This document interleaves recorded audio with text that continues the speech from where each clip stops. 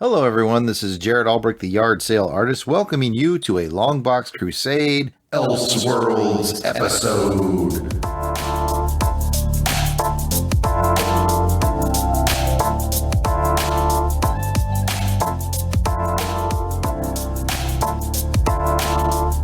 What is a Longbox Crusade Elseworlds, you might ask? Well, some of your favorite Longbox Crusade members have done some work over on some other podcast networks that you may or may not be familiar with. So from time to time, we will grab a show from the past that one or all of us has done on one of those other networks, and we'll play it for you here. Whether it's a James Bond Rookie Agent show from On Her Majesty's Secret Podcast Network, or a Comics with Normies from White Rocket Entertainment Network, or some other bit of alternate dimension craziness, we hope that you enjoyed this presentation of Longbox Crusade Elseworlds. Hi, this is Lana Wood. I was Plenty O'Toole in Diamonds Are Forever, but nevertheless, you can see this, hear this. You can't see it. Well, maybe you can if you're really special on Her Majesty's Secret Podcast.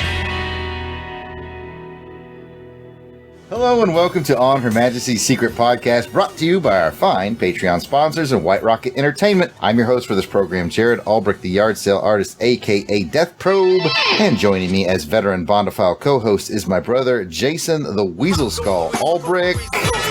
Jason, what's the most 007 thing you've done since the last time we were recording? In my real world life, I'm applying for a big promotion in my job. Up till this point, I've been an air quality agent in the field, and I'm hoping to become M and have my own desk and office and say things like, spare me this sentimental rubbish, 007. Things like that. I'm going to say it just like that, too. I like it. All right. I do want to say before you move on, though, Jarrod, I love this movie so much. Well, bless your heart, Jason. Well, this episode is the 16th of our ongoing series on this channel called MI6 Rookie Agents. On Rookie Agents, Jason and I are taking our two friends who are not familiar with the 007 universe through the entire James Bond series of films, one movie at a time, to get a newcomer's point of view on the film series that we love so much. We love it so much. So let's welcome our rookie agents to the show. Let's start with Pat. Pat, you rarely get to go first. Pat, DJ Cristados, what 007 thing have you been doing? Well, bless your heart, Jarrod, for asking me that. I'm glad you did. Mm-hmm. But let me tell you, I had the exciting experience last weekend to be with my family, and we went and did an escape room. Oh, the escape room. Yeah, it was really fun. Are you calling from the room? Yes, I haven't made it out yet. The family got out, but shockingly, he's still in there. For some reason, I'm still there. But we almost got out. Well, 30 seconds more and we would have done it. It was really, really cool experience. And I think we're going to go back one because there's like a secret agent one. We didn't do that one, but I think we'll go back and do that one. That sounded really interesting as well. Spare me the sentimental rubbish. Yeah. If you do the secret agent one, you need to like film it so we can put it up on our page or something. Yeah, we'll see. I don't know if they let you have phones in there. It's not a country club, Pat Sampson. Yeah, we're just going to quote the movie all night. Well, that's cool, Pat. Let's find out what our other rookie agent, Delvin, the Dark Web, Felix Leiter, Silverhands, Pop Hiss Williams, has been up to. What you been doing, man? You know, in preparation for this particular podcast, I probably listened to the song License to Kill about 815 times. Yes. It's gonna be embarrassing. It really is. It was gonna be partners in embarrassment because I love that song too. You know, Pat, when I pick you up in Atlanta for the Heroes Con, Gladys Knight owns a restaurant called Gladys's in Atlanta. We could go eat there if you want. Oh, interesting. Well, why don't we wait and see how I rate this song? You better not screw this up. Yeah, there's one option here. Why don't we get going? Let's do that. Let's do that. Okay, so we're planning on releasing the show monthly as a companion to the show that Van Allen Plexico and Alan Porter are doing. They're currently doing one 007 film per month-ish as we build towards the release date of Bond 25, which I think is April of 2020 now. And so we're just going to follow them along. They're going to do that academic in-depth show, and then we're going to follow them along and get the look from the rookie agents, make some silly jokes. You guys know what we do. So just keep your channel stuck on Her Majesty's Secret Podcast because we've got all kinds of fun stuff. If you haven't checked it out, we've got our new Raymond Benson's Music of Bond 101 show. That's a lot of fun. We got an actual Bond author on the network. Fellas, how about that? That's impressive. That's right. And he knows a little something about the music, too. He does. He's very smart on Bond music. He's very smart on Bond in general. I have to tell you, though, about the podcast there I was listening to From Russia with Love, and it was just a lot of fun. I was out on my walk. We have these little trails through the woods. I was just listening to that 007 theme, rocking out, throwing elbows, knocking people off It was a lot of fun. With Jason's admission of being some kind of a creepy sociopath, let's get to today's film, License to Kill. Well, you're allowed to be a sociopath when you're listening to the 007. Anything goes. Anything goes. You know what? I will admit, when the 007 theme comes on, it's a bad thing if it comes on when I'm driving. Because then all of a sudden I'm like, I'm on a whole nother level when the 007 theme comes on. If you're driving, would you say your license is revoked? Nice segue. Hey, speaking of revoked licenses, see how I use Pat segues there? Let's get into today's movie. But before we do that, before we get our mission brief from Agent Jason, he's going to jump right into the action with no parachute in a fan favorite segment called What Makes You Say That? I'm now aiming precisely at your groin. Says speak or forever hold your peace. I don't think I've ever heard any fans say that they like this segment, to be honest. Actually, I think you do this just to torture me. I'm the biggest fan of this segment. I know you are. All right, on What Makes You Say That, it's pretty simple. I give Jason a line from today's feature film, License to Kill, and he tells me the line that came before it. I mean, most people can tell you what line comes next. Yeah, rookies, amateurs.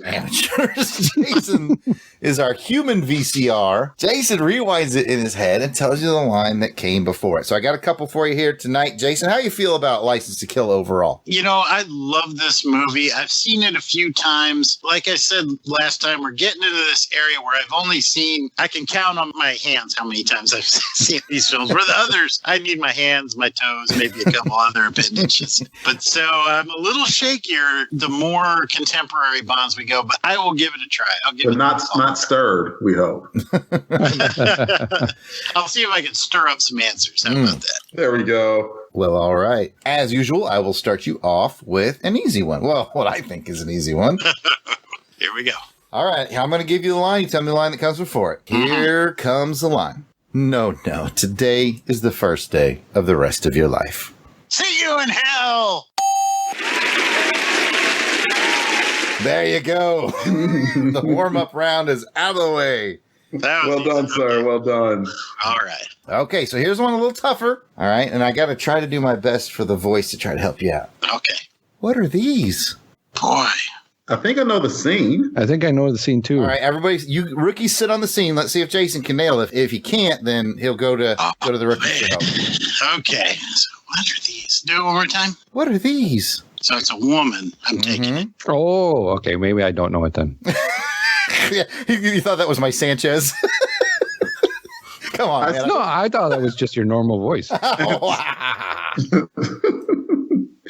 think I know the scene. I think I'm going to need some help. I don't know the scene. Delvin, what scene do you think it is? I'll tell whether he's right or wrong. I think it's the scene where Q is showing the gadgets. I was worried someone was going to go down that path. That's where my head went, but as I was playing it back in my head, it didn't make sense. Nothing was ringing right, there. and I thought if anybody's going to guess this wrong, it's going to be that scene. So you're wrong, wait a minute. Can I guess the scene? Wait a minute, they're fishing lures. Yeah, okay. Fishing lures. Okay, so you've got the response, but what's the one that came before it? I think you said something like, I made these myself, or I handmade these myself. Very close. I tied these lures myself. Yes. Yes. I tied these lures myself, or I tied these myself. I tied them myself. I tied them myself. You got it. You got it. Yeah, I was with Delvin there. It's like my head went right to the Q bag. I was worried when I wrote that down because I was like, that sounds like something that Pam Bouvier would have said when Q put the bag. No, I got it. I got it as the wedding scene. Anybody can say that now, Pat. Yeah. I know that. I know. And you know what? I'm just that anybody. Pat, bless you. I'm that type of guy. I'm that type of guy. I'm that type of guy.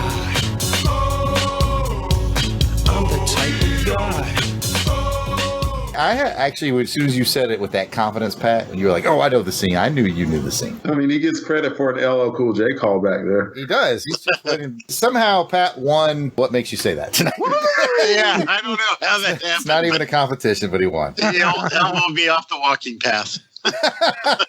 Agent Jason, please give us a quick mission briefing on License to Kill. Will do.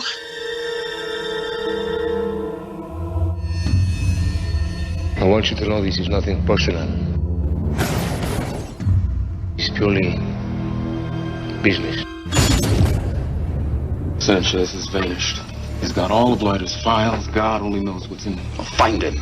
He's out of our jurisdiction. I mean, there's plenty of countries that protect him. We can't even get an extradition. There are other ways. In my business, you prepare for the unexpected. And what business is that? I help people with problems. Problem solver. You're going after Sanchez, aren't you? I'm more of a problem eliminator.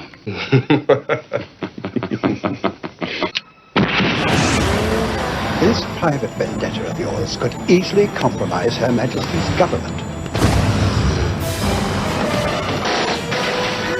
Effective immediately. Your license to kill is revoked.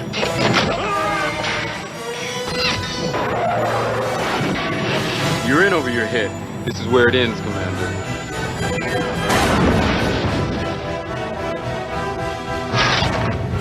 You'll disappoint me.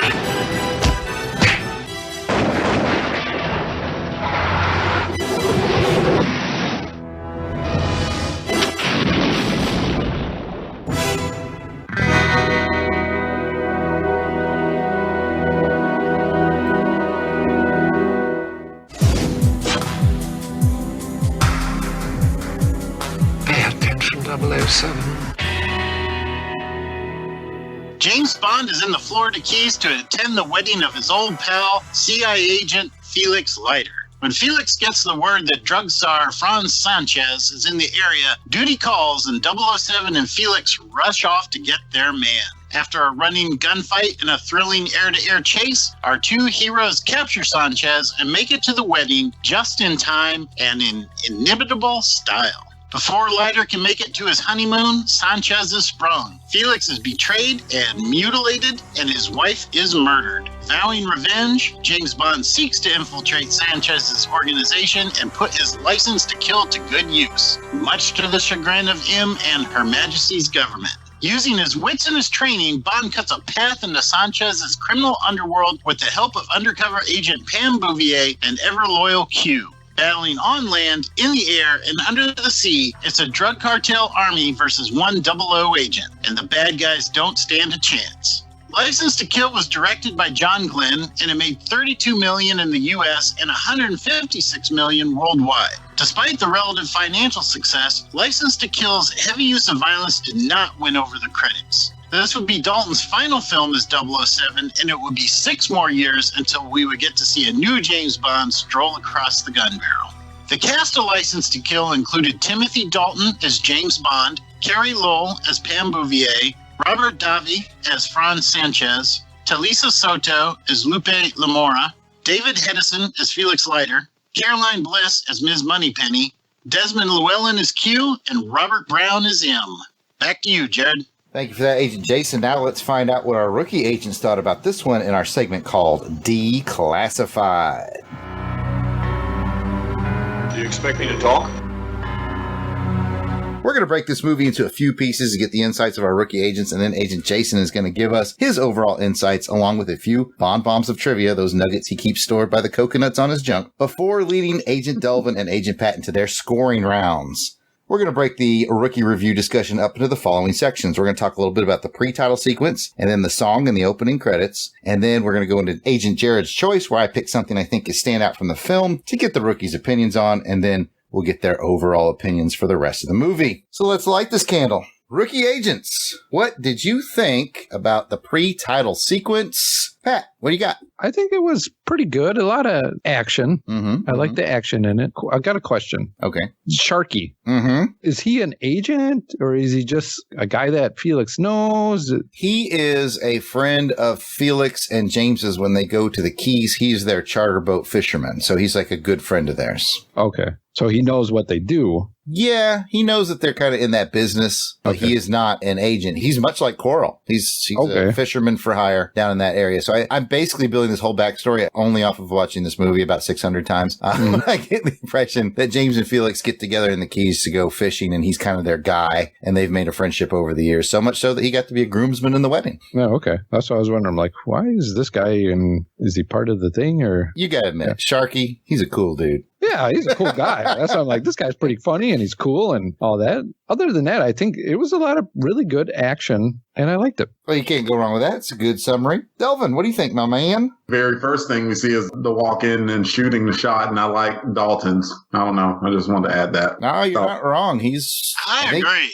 To date, he and Lazenby are probably the most physical guys. So they do physical stuff well, and he looks sharp. Yeah. I love that the music, too, of the intro, though. It was really tense, and there's just something different about it, which I think kind of highlighted the difference of this movie when you compare to the rest of them. But anyway, I'm taking Delvin's turn. I'll shut up now. All good. A whipping scene at the start, that was just weird. And and then it revealed Sanchez, and I'm like, he looks like every bad guy ever. If you could say, some bad guy accosted me, it was like, okay, we need you to draw a sketch of him. Like, Sanchez might be the dude. Even if he wasn't the guy. Like this, just bring out a picture. There's like an 87% chance that it's him. I love it. So there are those two elements. I thought Felix running was hilarious. They kind of had him running in slow-mo. Yes, like he did not need to run in slow-mo. He looked like he was about to have a whole heart attack. Like he was just about to keel over and just die from that. Y'all go on and get him. Y'all go on and get him. Yeah, y'all got this. James. I probably mentioned this numerous times building up to this, though. You know, that's David Hedison, the same Felix from Live and Let Die. He's our first return actor to Felix. I just adore him. Yeah, he's a good actor. I liked him. Yeah, nothing against him, just that they didn't need to give him the Baywatch treatment. You're not wrong. You're not wrong. Oh, yeah. One more question, or a question in the comment. Is it possible to do that plane snag thing that they did? No. Short answer is no. I believe the answer is yes. No, you can't do it. And I know this because I watched the making of, and they said in real life, if you land on the horizontal stabilizer like that on the tail, the body weight would send the plane into a dive. So what they had to do during the scene was, for the actual flying scenes, the stuntman had to pretty much just touch it and slide off right away. And even that was tricky. And then the scenes that you see close in where Bond is hooking it is using models closer to the ground, not actually done in the air. Oh, nice. The part that I'm talking about that is possible because a lot of people say, could a helicopter fly as fast as that plane? And one of the things that they did was smart was they did pick a very small, light-powered Cessna, and that Coast Guard helicopter can outpace that plane. Oh, agreed on that. So that's where I thought you were going. But yeah, if you're right, because the plane is so small and light, if you drop a 200-pound man on the tail, like Jason said, that plane's going to start going wonky. All right. Well, cool. I got some avionics. Aviation. Aviation? Anyway, yeah, some fly guys to talk about that. So that's good. And the comment that I was going to make is just overall, I kind of got a sense that they wanted to show us that this was James Bond, like just a day in the life. And like even his just getting ready to go to a wedding is cooler than any day that you're ever going to have. I know. I thought of that. How cool would that have been, like, at any of our weddings if we all had, like, jumped in on parachutes and been able to land, like, right there in front of the door, just like that. So with us, we'd be, like, hanging off the steeple, like, oh, somebody get me down. Just bust right through a stained glass window. I thought this was a good idea. Sure, man. I think I tore my sack.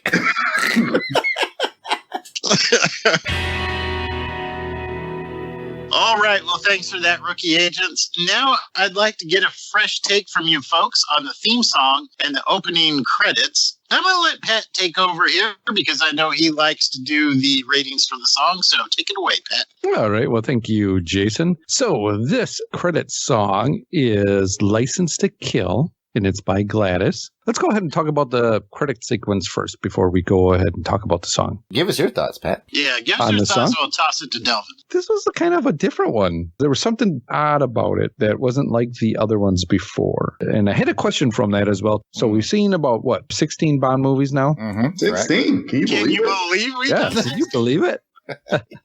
What do you call the girls that are dancers? Are they just Bond dancers? Do they have a name? To be a Bond girl, you have to be in the movie? Yeah, that's a good question, Pat. Are you a Bond girl if you're in the pre-title sequence? I think most people would say no. I would say maybe, okay. That's not the right term, pre-title sequence. The opening credits. If you're a Bond girl in the opening credits, But, I mean, still, you got to be in a Bond film, so that's cool. But I don't think people would officially consider that a Bond girl, per se. But I think you're more correct in your thought that they're more like dancers, models, that kind of thing. Oh, okay. I was just kind of wondering, because you see a bunch of them. I just wondering, okay, has anybody ever said, hey, I'm that girl dancing in, The Spy Who Loved Me. That's me. I've never seen one on the convention circuit or anything like that. But, I mean, if there was one, I'd go for the autograph. It's like, the way that you swayed mysteriously? That was awesome. I paused it there. Delvin, what do you got on the visuals? Not too much, other than I thought that the camera shot to start the credits were cool and the camera shot to end it. That was a nice touch and something that we hadn't seen before. I liked the poker chip that kind of turned into the naked lady. Mm-hmm. That was well done too. And as I didn't know then, but now that I think about it, they're kind of detailing things that happened in the movie. So that was cool too. I think this is the last Maurice Bender title sequence. And I gotta say, he kind of went out a little better, in my opinion, than the last couple of. A lot of people say that the License to Kill one is a little vanilla, and I don't disagree because it doesn't have anything super memorable, except maybe that camera that Delvin pointed out. I always remember the camera. Yeah, me but too. It's not maybe like flashy colors or it's a little more mellow than the others, so I get that. But hats off to Mr. Bender. I mean, he's created some great stuff for us. Well, Pat, go ahead and get us back on track. Let's talk about the music because Delvin and I are just ready to. All right. Well, let's go ahead and talk about that song then. License to Kill by Gladys. Delvin, what's your thoughts on that? I appreciate that you're not even saying Gladys Knight. You're just saying Gladys. We know who she is. Right. Because she's freaking Gladys Knight. And man. So, all right. Let me back up. I got so much stuff to say. I'm going full Jason on this one. All right. I think I told you guys a while back, I was, just feeling, the whole Bond thing that we're doing. I'm like, okay, let me just listen to some soundtrack. And of course, by that time, I can't remember which movie we were on, maybe 8 or 9 in or whatever. And I'm saying, License to Kill by Gladys Knight. And I'm like, what? Gladys Knight did a Bond song? I didn't know this. Let me listen to this. And then I listen, I'm like, holy crap, this is great. Mm-hmm. Not even good. This is freaking phenomenal. And then the song itself, first of all, there's so many different elements that she threw into the song. She came in with the humming, like I'm already feeling myself on this song. And then the song has just this bridge in it. You could tell where she was just kind of moving her head because she was freaking feeling herself in this song. And then she did a pitch change, a change in key, to end the song. This is, if she isn't the greatest voice that's ever sung a Bond song, she's close, really close. And if this wasn't the most well-written Bond song that I've heard ever, then it's close. The song is phenomenal. And to tie it back to the pre-credit scene, when they didn't even start the song from the beginning, I'm like, wait, what the hell? What? And then they cut an entire verse, and I'm like, why are they speeding this song up? They didn't speed up the freaking living daylights. And then one more thing, they didn't give Gladys Knight credit in the pre-credit scene. Okay, I was wondering that too. Yeah.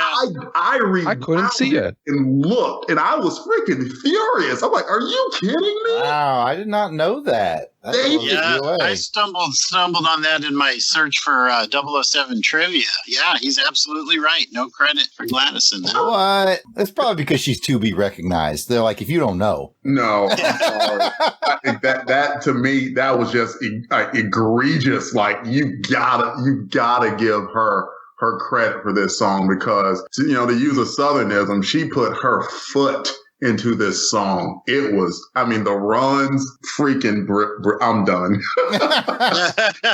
I can't even express how much I freaking loved this song. All right, I got two things to follow up, Delvin, with. All right, number one, don't be too upset. I think almost every James Bond opening credit song is chopped down. They do that all the time. Okay. And this one was over 5 minutes long, too. Yeah, this is the longest Bond song if you listen to the totality. The second thing I want to say, is it just me, or does it make the song cooler that they come in on the parachutes and all that, and they start playing the wedding march, and the wedding march seamlessly rolls into the song? I just love that. The bells are ringing, and the wedding march starts, and it rolls, and I'm just like, oh, that makes it even better.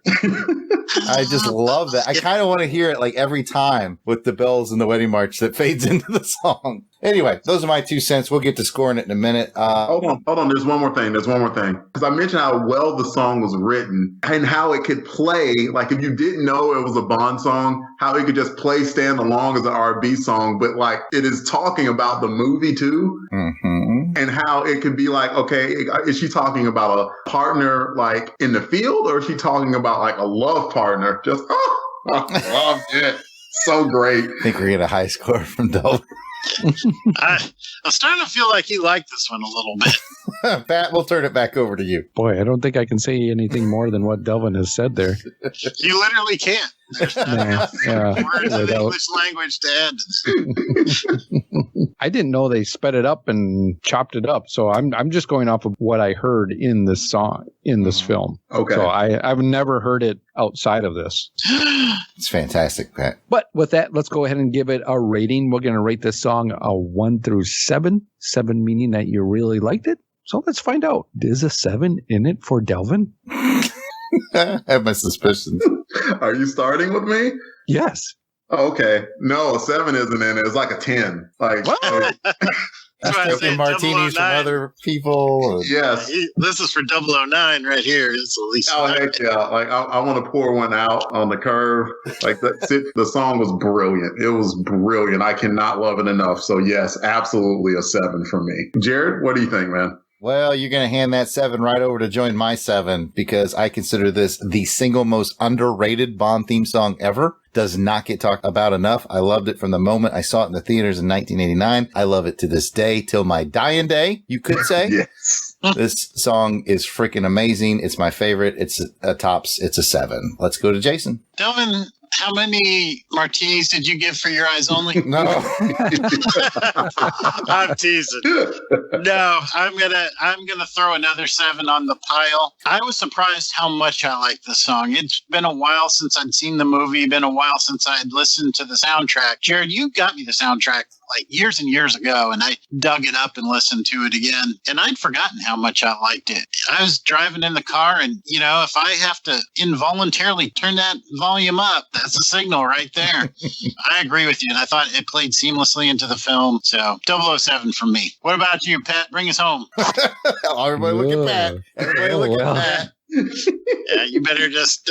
Well, so let's go ahead and see our other thoughts on this episode. Pat, it's okay. Just be honest. It's not like we're going to dogpile you. Yeah, I'm just used to that. You know what, guys?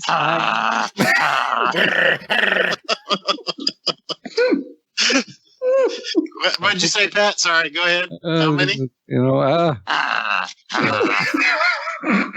I'm going to give it a. I'm going to give it a 4. That's just not my song, and maybe it's just the way it was cut in this film. Maybe it's the sequence too. When I was listening to it, I'm like listening to the song. I'm like, okay. And I just wasn't feeling the credit sequence at all either. And I feel like as Pat's trainer, I've somehow failed to solve. My old drill sergeant used to go, "That's not right." Screwed something up really bad. I feel like. No, I'll be the first one to say, dude, seriously, it's fine. But what I would say is go find the song. Oh, now that you say that, I will, because that I didn't know. And I haven't listened to any other songs. So I'm trying to kind of keep myself clean. I'm completely unclean. I already have them. Well, I can say that soundbite for plenty of shows. Oh, yeah. And it applies. It applies to other stuff, too. I'm going to have to send the soundtrack Pat's way, I think. I'd be interested to hear the regular version of it. Maybe that might sway me a little bit more. So, whilst we're talking about music, I'd point out, too, that we're done with John Barry. We talked about that last time. Michael Kamen did the music for this movie, the guy from the Die Hard soundtracks. So you get more of an action-y vibe for more of an action-y movie. So I didn't think it was a bad fit, but still, it worked better in some places than others, I think. There was a couple places in there I was like, that is straight out of Die Hard, and I don't know how I feel about having this in this movie. You know? But in some places it worked really well. Like we talked about, I thought in the opening credits that score really brought some energy into it. Slow motion running for Felix Leiter. Yeah, and that little tune was right out of Die Hard too. So it's like, come on, man. It's like we don't really need the 80s action movies. It's like right at the top of this movie, he wanted everybody in the theater to know that he's the Die Hard guy.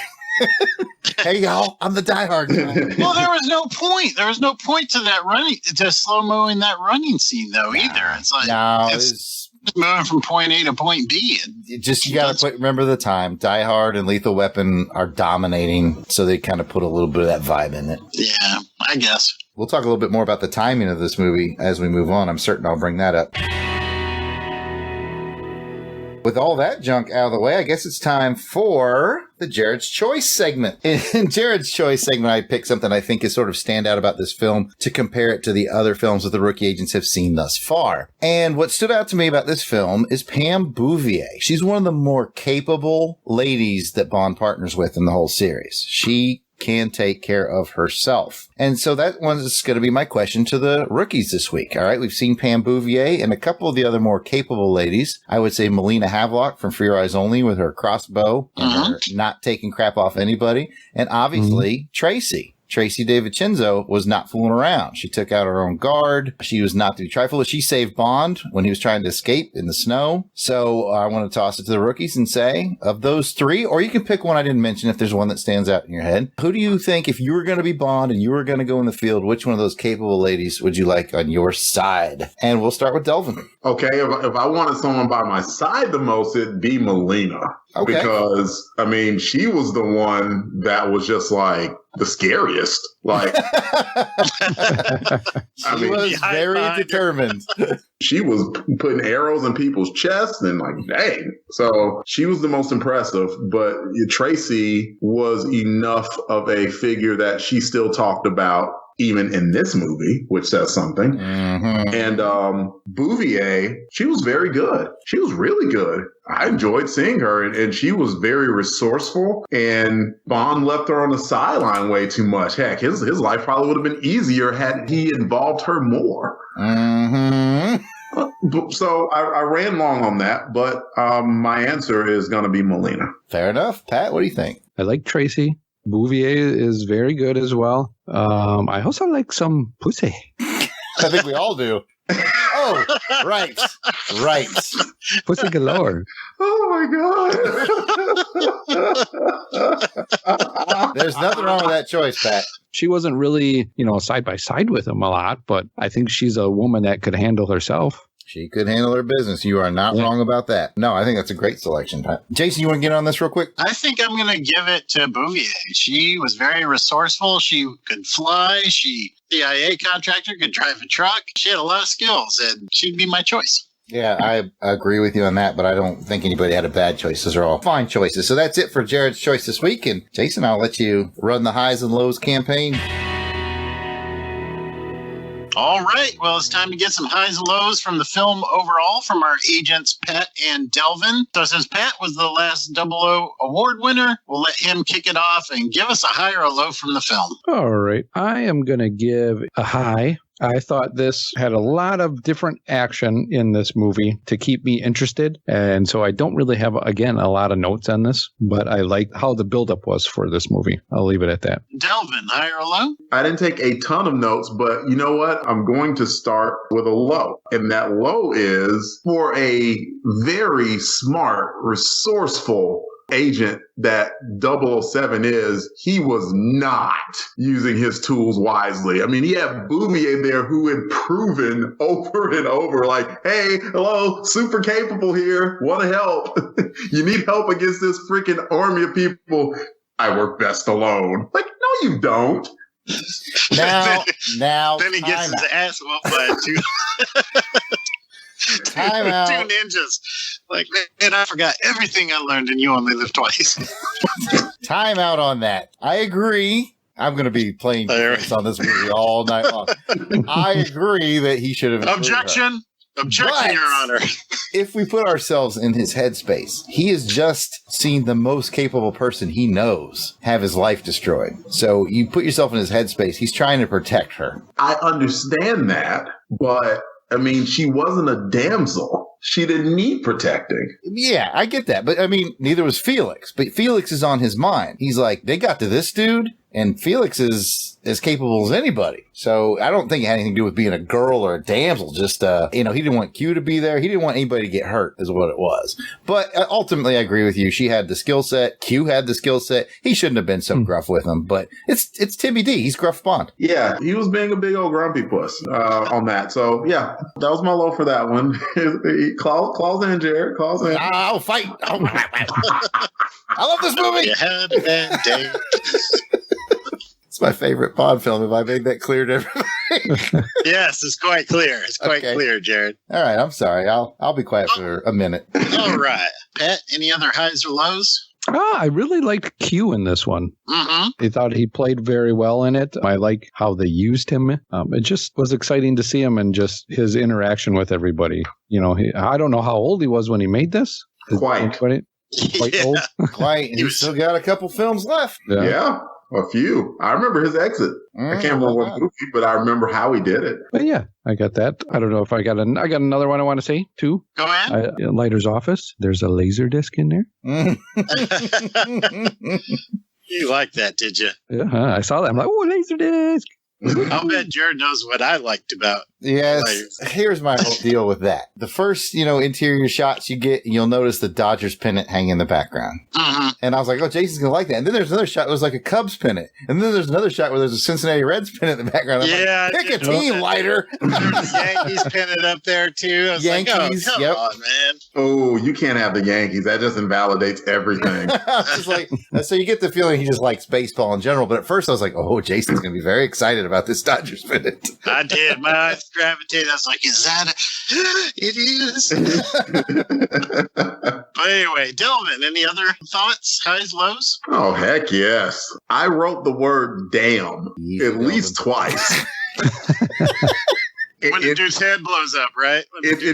No, that wasn't one of them. I did write a note about that. I was like, oh, dang, that was a Kananga moment there. Yeah. Head just all blowed up. But no, the first damn was Felix and the shark. I was like, oh, yeah. I was like, Felix?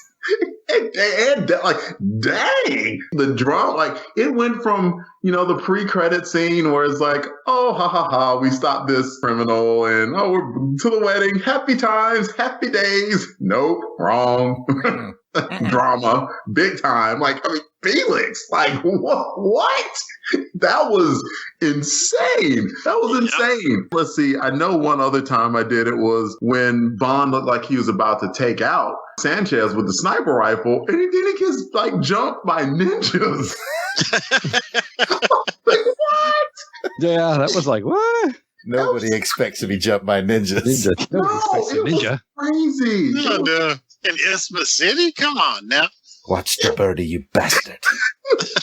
I actually put, what the hell is going on?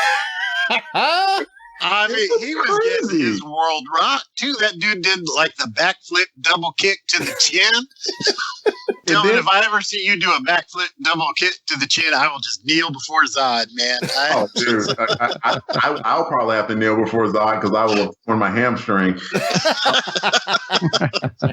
There was one more actually, because like when it showed that like Bond got lucky because the sniper attempt failed, but he wound up screwing up Hong Kong and their secret operation. But then like he used it as a setup for Crest, but then like his plans messed up what Bouvier was doing. I'm like, oh my God.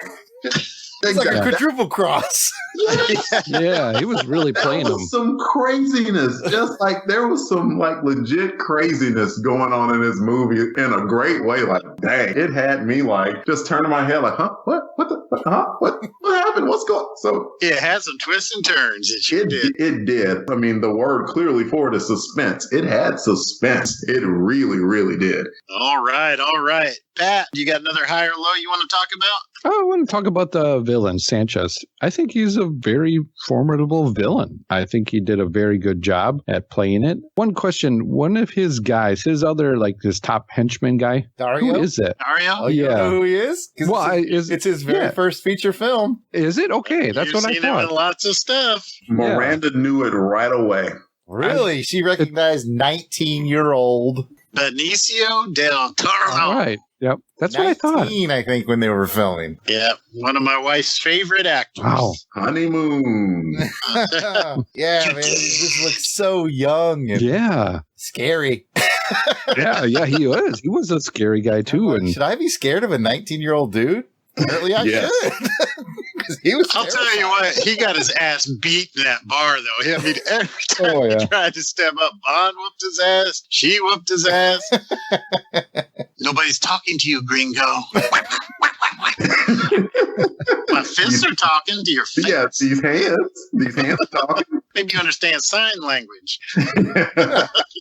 All right, I know I'm hijacking someone's turn, but in that fight, that whole barroom scene, I think that James Bond would be the coolest cucumber in the room, but that waitress took it all in stride.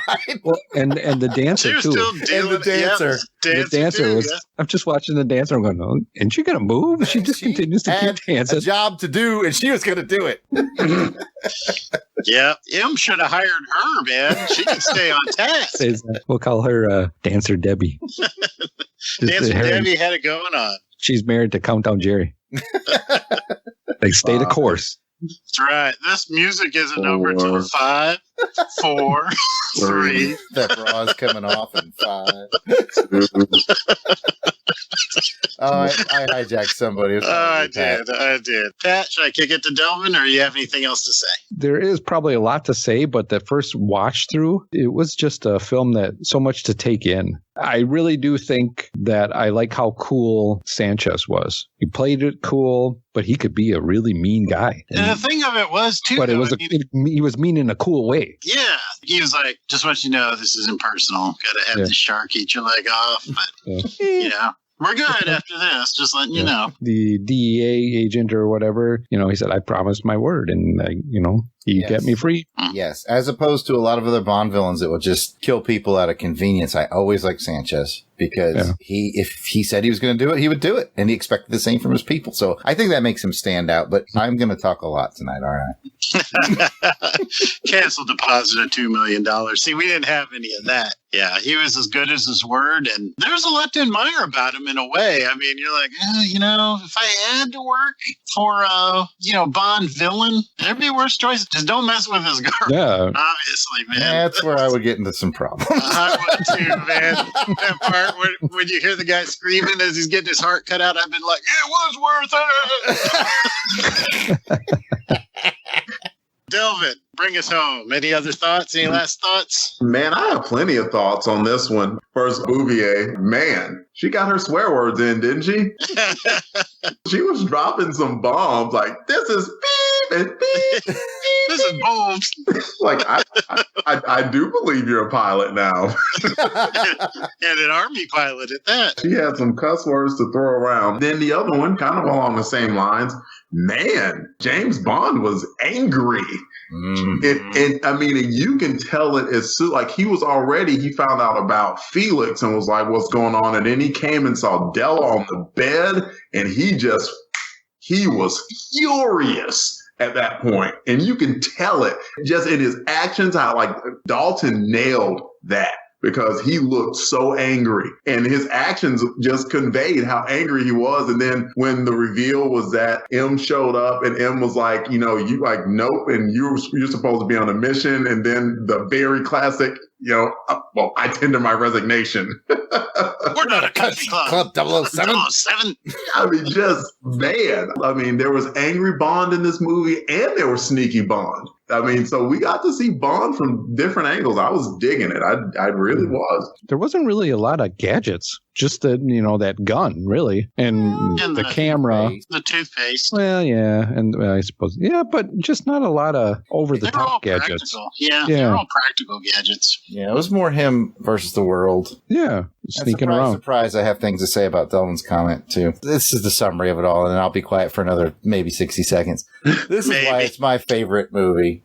I think I got that taste from On Her Majesty's Secret Service when Tracy died that you wanted to see off-the-chain revenge Bond, and you didn't get to see it. Mm. And now we finally did. What is it like when you've just pushed the man of this skill set too far? And Delvin, you're right. The guys on JBR talk about Tim Dalton and what do they always say, Jason? Wolf's eyes. He's got the eyes of a wolf. Yeah, yeah. More so in this movie. When he's angry, he's got those wolf's eyes. And you just look in his eyes and you're like, man, you better stay out of that dude's way. He was so angry. Yeah, you could tell it. I mean, you know how some people are like not that great of actors and they have to say, oh, I'm really mad. Thanks, Mr. Exposition. No, no exposition needed in his actions, even in the way he fought. He fought angry. His actions were cold and calculated, but they were irrational in some cases because had he stopped and looked, he probably could have seen that Hong Kong, there's no way they would have dealt with Sanchez, but he wasn't looking at that. I think the most impulsive thing that he did was kill the dude that killed Sharky. Because he's like all on his sneaky Bond recon mission. And then he was like, oh, no, I got to kill this guy. Hang on a second. Hit the pause button on this recon mission. I'm not going to sneak out of here. This one's for Sharky. Yeah, no, he was all in. And I liked it too, because you really did get to see both the physical side of 007 and the mental keenness of 007. And one other element that I'll add on top of that too is I like how the Timothy Dalton Bond, it seemed like they played him like Bond in the later years of his 007 career.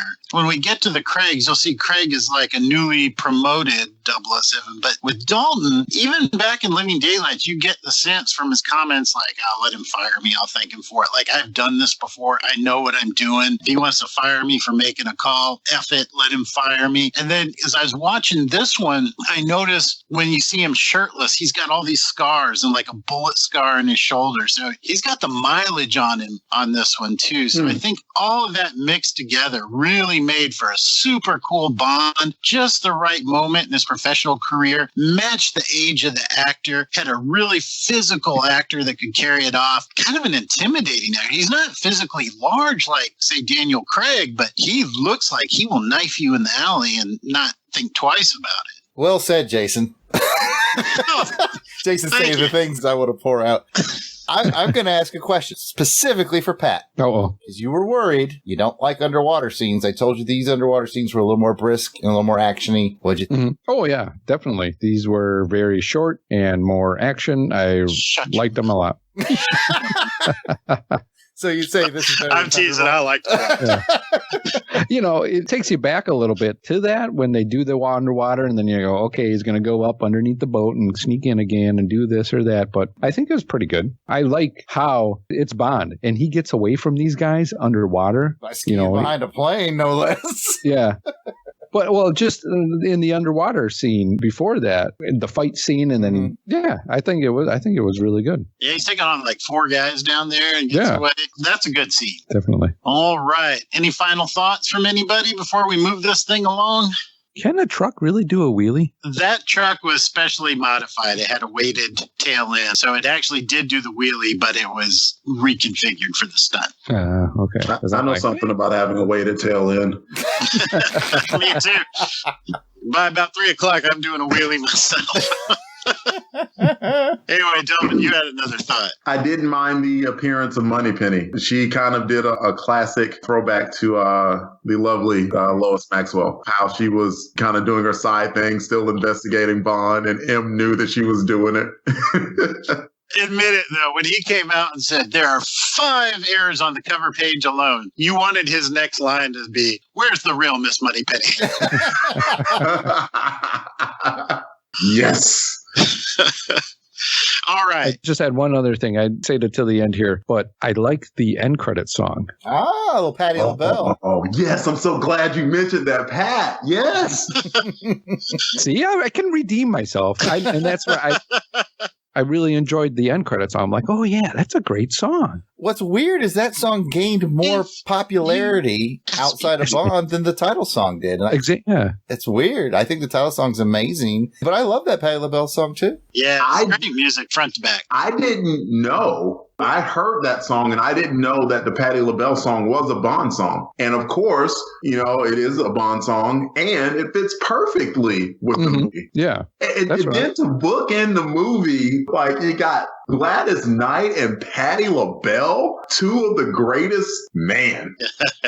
Yep, that is some talent all on one soundtrack. While we're doing final thoughts. Go ahead, Jarrod. We'll make it special rules for you tonight since this is your favorite. This is my favorite movie. Let me ask you this. Why is it your favorite movie? He's about to tell us. Well, like I said, no, I pretty much. Is there a main reason why? Is there something? I'm a big Dalton fan. Okay, so that didn't hurt. Again, I will admit that this hit me at a time in my life in '89. I've probably mentioned on about a dozen podcasts. My favorite time was when I was living in Germany from '87 to '90, and so I was there, and that nostalgia goes into it. But mostly it's because I finally got to see James Bond off the chain. I got to see a revenge James Bond, and I always wanted to see that. That's really it. I like the actor. I like the scenario. You guys know I like David Hedison. He's back. Sharky's charming. Q is in the field. Robert Davi plays an interesting bad guy. We got the first appearance ever of Benicio del Toro. So it's just a lot of little things that add up for me. The 2 things I wanted to say is this movie, some people say it almost killed the franchise because it made money, but it didn't make the usual money. And I just want to be, again, it's Defense Attorney, and it came out in the summer of '89. What else came out in the summer of '89? Indiana Jones' Last Crusade, Lethal Weapon 2, Batman. Yeah. It got buried. It was a competitive summer. I will say, though, Jarrod, I will kind of quasi-correct you on one thing. Because a lot of people say that the lack of money in the U.S. is what ended Dalton's role here and stalled out the Bond franchise. But it was actually, Dalton was scheduled to come back for another film. And it was legal troubles with MGM Studio that cast Bond into this legal limbo where they couldn't do anything for this period of time. And his contract just expired. That's why he didn't come back. You're like the Alan J. Porter of our show, man. Good job. Hey, man, IMDb answers a lot of questions. The last thing I want to talk about was locations. I'm proud to say this is one of the Bond locations I've been to. I've been to the Hemingway house where he had his scene with M, where he resigned and all that jazz. So that was cool. That's at Key West. And speaking of locations, you know that house that Sanchez owns? That kind of elaborate white thing on the bay. That is like an Airbnb place now. Anyone can stay there. So yes, I heard it was only like $200 a night or something. It's pretty affordable. I'm like, we need to arrange a Rookie Agents trip and go stay there. I was counting. There are a lot of couches. We can all just take a couch. I mean, Jarrod, I would do it if you asked me to. Why don't you wait until you're asked? Well, why don't you ask me? It sounds like it's about to get a little nasty. Bless your heart. All right, I'm gonna stop talking. I'm so sorry, guys. It's just this one's my jam. No. If it's your jam, you gotta tell us how you feel. Oh man. Pat, did you have a 00 player? I ran all over. Okay. Yeah. Let's get the 00 player in here, Pat. Well, I think you guys know 00 player, the count on that. He didn't really do a lot with the ladies. I just got Pam and Loopy. Yeah, that's all I got too. His mind was on something else. Yeah, he took a little time there. Did anybody here get the impression that he might have had a past with Bella? I thought he was getting a little too Gary Moneypenny on Dylan. Like when she was like, "Oh, I get to kiss the best man." That was like a for real kiss. I was like, "What?" I thought it was the other way around. I was going to bring that up. Got to grab that. Miranda was still watching, and she was like, "She just kissed him on the lips twice, a couple times." I wonder if there's like a backstory where he dated her, and then she met Felix through him, and it just kind of went that way. Dylan. Oh Lord. Oh, you dirty asshole. I forgot to mention that I consider Lupe one of the sexiest Bond girls of all time. Oh my God, yes. I mean, I was about this. I was going to say something, but I didn't miss it. I'll be quiet. Go ahead, Pat. Oh, I was just going to say. Keep this thing rolling. Keep this train track just... I like how Pam gets dressed up and changed a little bit. Oh, yeah. She looks incredible with short hair. That should work for her. Yeah, shoulder length hair, short hair. It didn't matter. She looked good. I mean, and since we're talking, I mean, she had a nice set of gams, too. Like, I was all like, yeah, if you ask me to. But you won't, because I'm not in your league. Well, let's go ahead and get to a smoke count. Smoke if you got him. Oh, yeah, there was a little bit of smoking. Oh, yeah. There's a little bit of smoking in this one, too. He lit up twice. I remember him lighting up when he was talking with Sanchez. What's the second one? I got to think about that one, but he does it twice. So when he's playing blackjack, did he smoke then? When he had his Dracula hair? I remember. He has bad hair throughout this movie. Oh, no, man. There must not have been a barber in Isthmus City. That's all I could... I can't remember the second smoke one was. I'd have to go through it again. I thought he looked up earlier in the movie, but I'm blanking on when. Well, smoke count is at 2. Oh, did I also mention that my favorite Bond line is in this movie? Because I'm going to tell you what that is, too. That is a cool line. He says, what do you do for a living? He goes, I help people with problems. Oh, so you're a problem solver. More like a problem eliminator. I was like, And I thought for sure that was going to be one of my, what makes you say that. Oh, I should have teed you up. That is a good one. And so when I got in the first one, I was like, I got the second one. I know what it's going to be. And then you were coming out with, what are these? I was like, oh no, that's not it at all. This is going to be a 3-hour show because I can't shut up about it. Wayne Newton was pretty good, too. Bless your heart. Cracks me up. That's a pretty good scheme they had going on. It's soundproof, so our meditation won't be disturbed. Yeah. Oh, my goodness. He kind of took that with a lot of chill, though. It was like, come, easy go, I guess. I was wondering, as the place is on fire and people are running, I'm like, did he get out? And all of a sudden, then you see him running. She ganked the money back. She ganked the money. money. He took that in stride, too. But I'm like, okay, well, at least he got out. Good for you, Wayne. Yeah, we were all kind of glad when Reverend Butcher got out. That was funny. I put a stake in this one. Well done, agents. Now let's get Jason's final thoughts on this film and his Bond bombs. Oh, I think I've talked enough about my thoughts on the film. I will ask one I think I have more to say. Jarrod, you can have my time. Go for No, it. I yield my time to the License to Kill fan. Oh, it's all good. I've said all I got to say, I think. Did you guys do what I told you to do, though, when you did the headbutt and just go, Timmy? No, I was thinking about it, but then I got to... Every time. It's like Dario just got his ass beat, like left and right. He's like, you come with me, gringo. Oh, now I got headbutt. I'm dead. Took the words right out of my mouth. Let's get some Bond bombs going here. So, you know that scene where Q is undercover and he's raking and he has the rake communicator in his hand? You guys remember that? Mm-hmm. Yep. When he tosses the communicator away into the bushes casually, that was Desmond Llewellyn's idea. He liked the irony after all the years of him chastising Bond for his careless, and reckless use of his equipment to actually have Q in the field doing the same thing.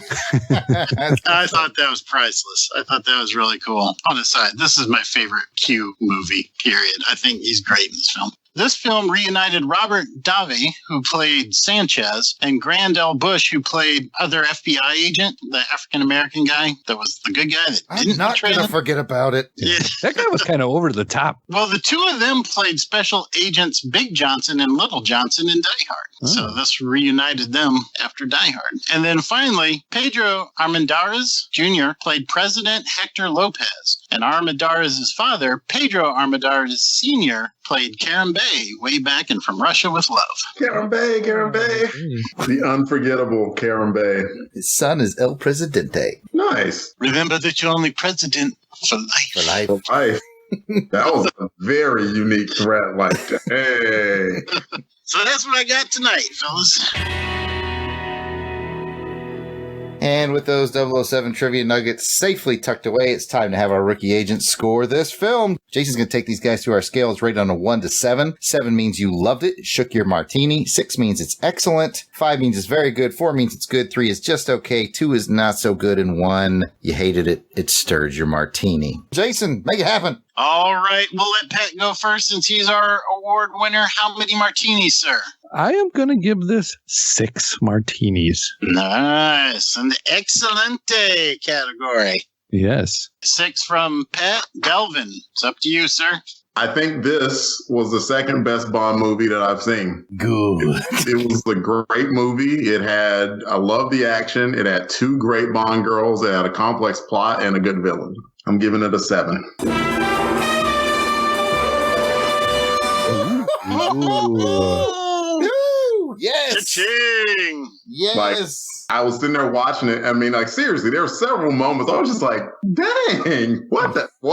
In a really good way. So I forgot all the crazy movies that came out in 89. But like, I mean, this movie was overlooked. It should have done better, or they should have protected the Bond franchise and released it maybe in 90, like February 90 or something. You know, it's funny you should. Yeah, but they wouldn't have known that. That's true, Pat. I think you're going to go where I was going to go with this next statement, so I'll let you take it away, Jarrod. Isn't this the last one that gets a summer release? Don't they move into the November releases? It is, yes. And that's the exact reason why, because they got buried by the other summer blockbusters, and they said from now on they were going to go into November release. Yeah, they tend to do them in the fall now, and this is part of it. Good job, Delvin. You did all right, Pat. Delvin, you said this was your second favorite. Which one do you like better? Goldfinger. Yeah, still my number 1.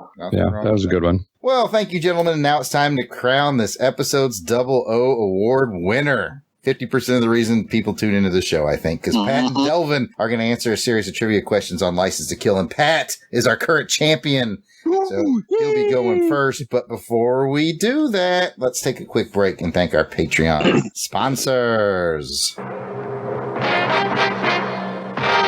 White Rocket Entertainment.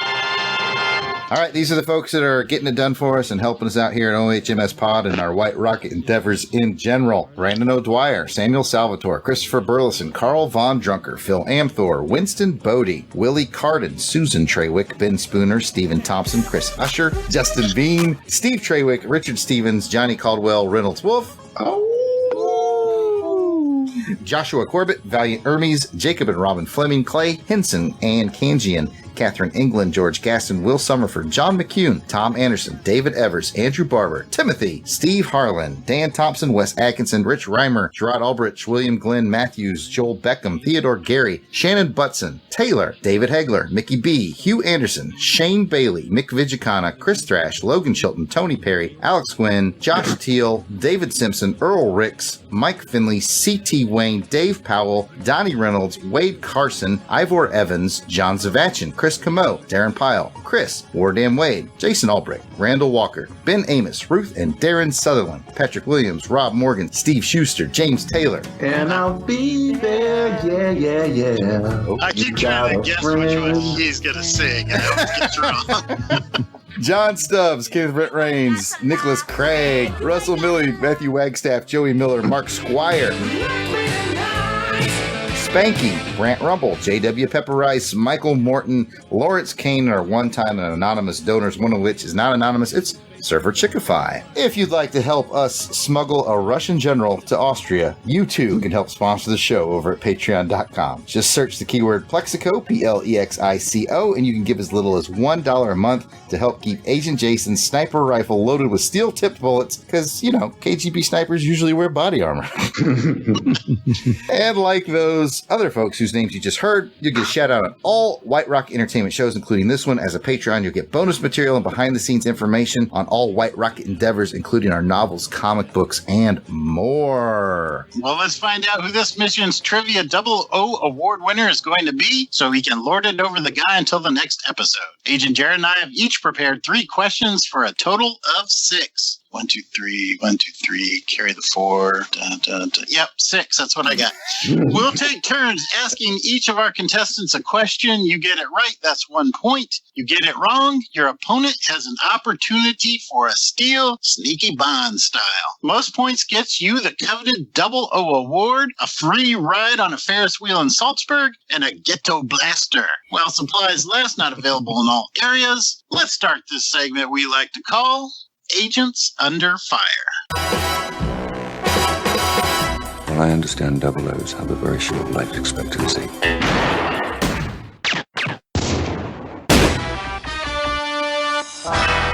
Oh man, Pat, you are our current champion, sir. Do you want to go first or second? You know what? Let's go first. Delvin, who's reading? Jason. Oh, here we go. Pat, easy round question, my friend. Okay. How much bribe money did Killefer get to help Sanchez escape? $2 million. And how much dough is that? Hell of a chunk of dough. It's a hell of a chunk of dough. Sorry, old buddy. $2 million. That's a hell of a chunk of dough. Good job, Pat. You got that correct. Ooh, all right, Delvin, can you keep pace? Don't know. Okay. Here comes your easy question. What was the chemical formula of the insecticide that was on the plane that Pam Bouvier drops on the people at the end of the film? I can't keep As soon as you said chemical formula, I'm like, if you don't get that. Oh, I'm messing with you. All you need to tell me is what was the name of Bond and Felix's friend who was murdered on his own fishing boat? Oh, Sharky.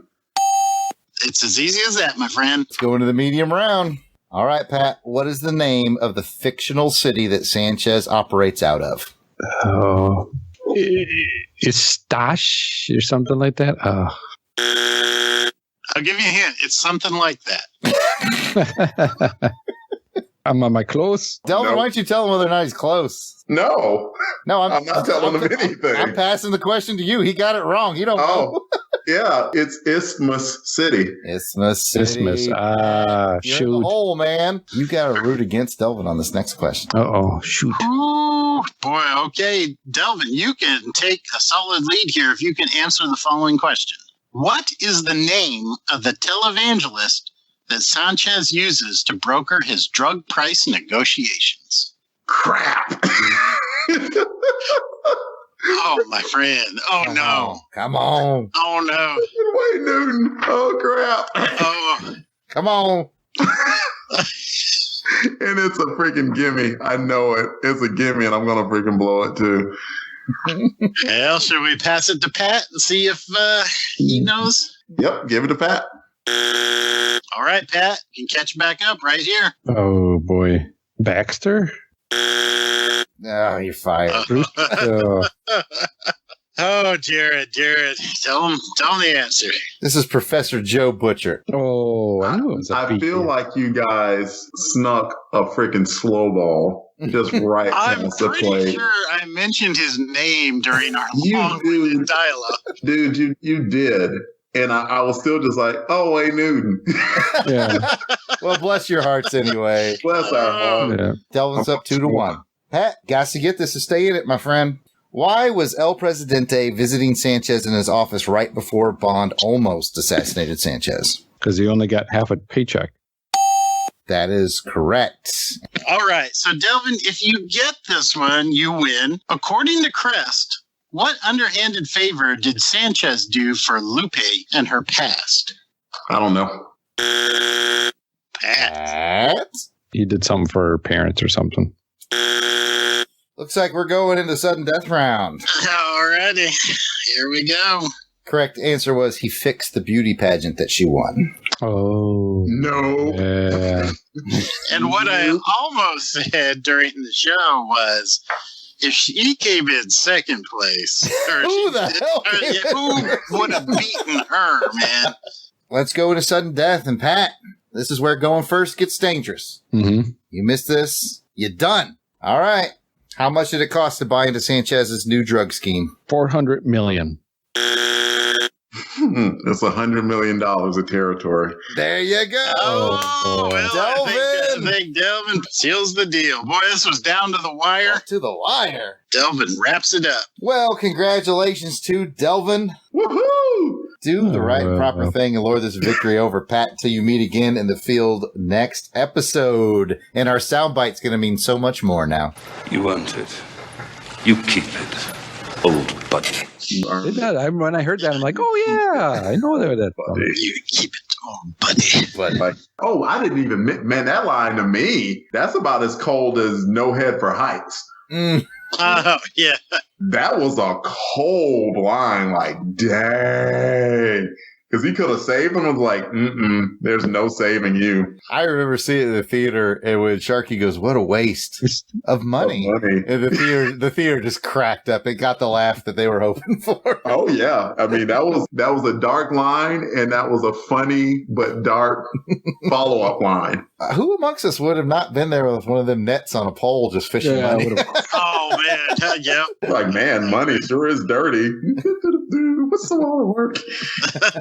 This is one of the movies that I read. I read John Gardner's novelization of it before I saw the film. Mm-hmm. And when I read the novelization, I mean, I was like, there's no way they're going to put this stuff in the movie.